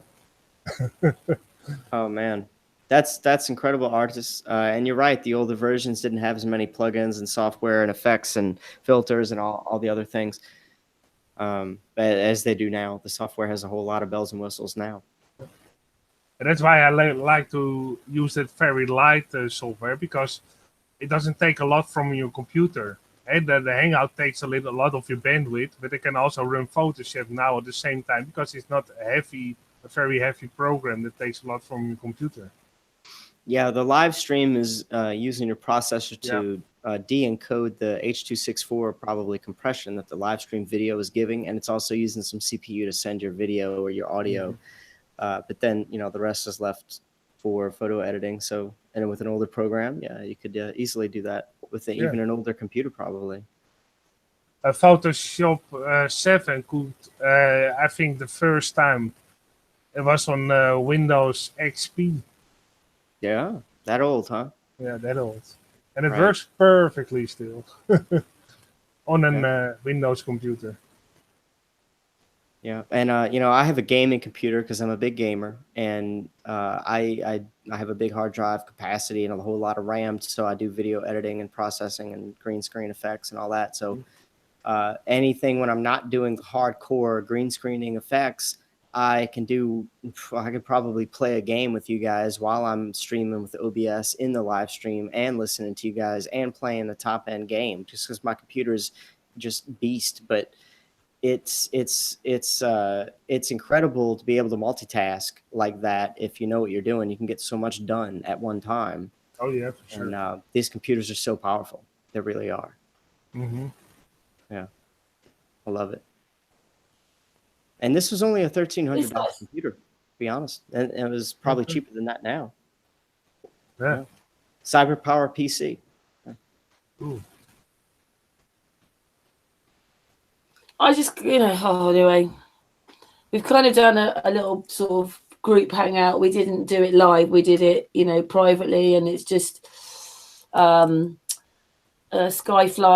saw dust on some of the sort of footage, and you can see it goes dark and all. We've looked at all that, but it's just incredible. Like when we actually went to the site where they were showing this, like the Aileron one, then millions of people had been watching it and thumbs up, and they were going, wow. It's just, wow, I just don't know what people don't see. We can see, we're beginning to see through it all, aren't we? And it's just so ridiculous.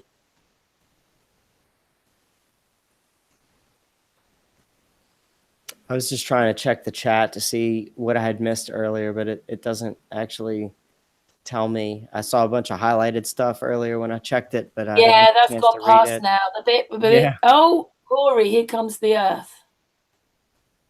Is it coming back again? But sorry for anybody who was trying to ask me anything. I missed your chat. If you want to ask me something now, I'm checking it out. But thanks for some of you who have subbed up to the Horry Sheet Show. Your red pill will be very tasty, I assure you. Just to say, we've been going for 3 3/4 hours. Do you mind if we sort of finish shortly? Because I've got a really long day at work tomorrow, and I've got to be up And also, you have to bear in mind that Horry has to refuel his car. Horry. Electric gas station, of course. So yeah, there's one coming up about 5,682 kilometers. I got it right here on the right under the "Don't Panic" dashboard indicator.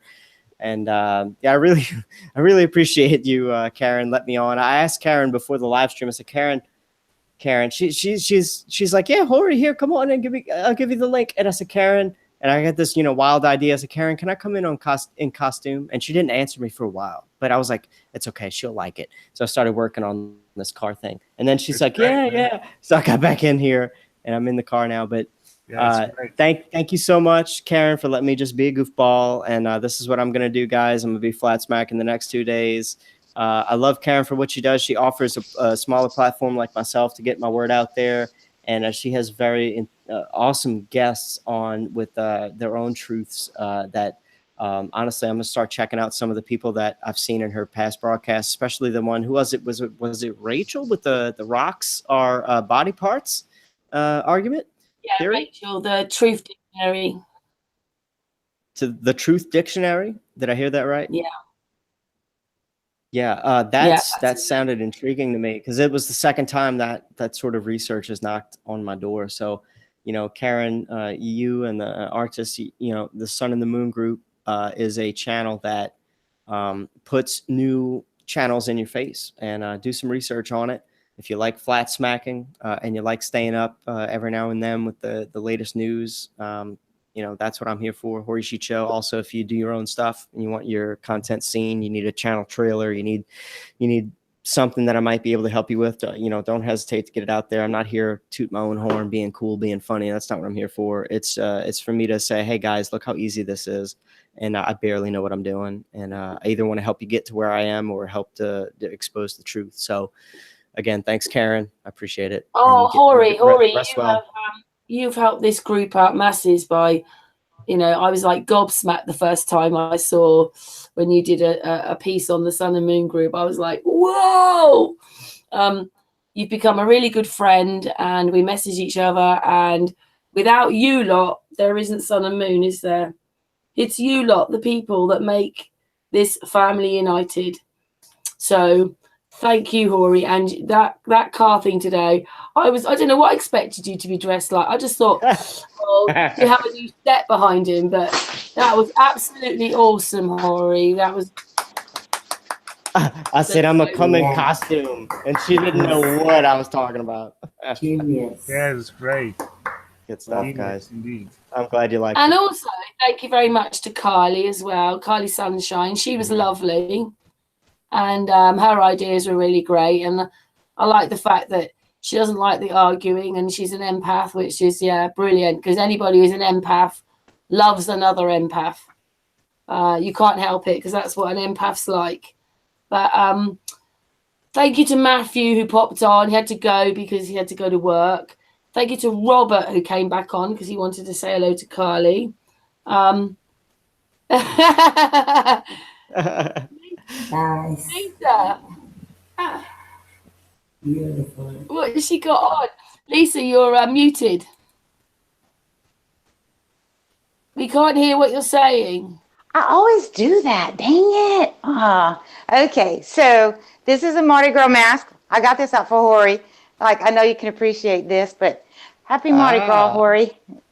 Happy Mardi Gras, Lisa. Yeah. Well, I got one little bead. That's it.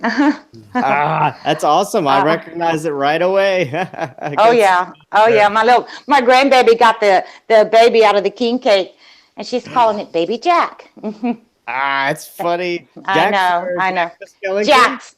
Baby Jax. Baby Jax. Mm-hmm. Yeah, that's what the baby's name's going to be. I can't see anything, and my hair's going into my face, but okay. But I just want to say I love sympathy with you, Horry. Take care. I love you too. You guys have an awesome day over there. Yeah. Thank you, artists. Thank you, Patricia. Thank you, Yudit. And thank you, everybody in the chat room and everybody that's going to watch this. And don't forget, we'll say goodbye off air. But thank you so much. And we're back tomorrow. Is that right? Yeah, we're back tomorrow. Karen, 1 minute. The lady wants to say something. What, Lisa? Yeah. Me? Yeah, what do you want to say? Oh, I don't know. I'm just talking. I'm just blowing kisses and stuff. That kind of stuff. Okay, thank you. Hey, Yudit. Yeah, I'll see you after the show. Let's see. Hold on. And big flat earth hugs for everybody. And I think we need to just end with Horry. I'm just putting the picture back to Horry. Yes. I just want to wish everybody an awesome week or weekend. I don't even know what day it is, but if you think something's wrong with the world, do your own research and ask your gut. Because boy, when you ask your gut, it's going to tell you right away. And as soon as you let your brain start trying to figure it out, it goes crazy from there. So trust your own gut, trust your intuition, look at something, and right away you're going to get flooded with information. And you go with that. That's the best advice I can tell you, and it's very deep, and it comes from an intuitive empath sort of mind space. And look at this wonderful earth is back again. Awesome. Yeah, it came at the right time. It came right back at Perfect just the right timing. time. Perfect but thank timing. you again, Karen. I love y'all so much. Have a great day, Oh, everybody. thank you, Horry. It's been awesome. Yes. Yes. We've had some fun today. Have a good night. Thank you, everybody. Good night, Goodbye, Good night, Kathy. Goodbye, everybody. Bye, everybody. One big pond. Seek truth. And I had a few friends that came. I gave them a shout out. One big pond, seek truth, and Marku. Okay, sorry. That's all right, my darling. Anyway, see you tomorrow. Thank you, everybody, for today. Bye, everybody. Bye-bye. Bye-bye. Later.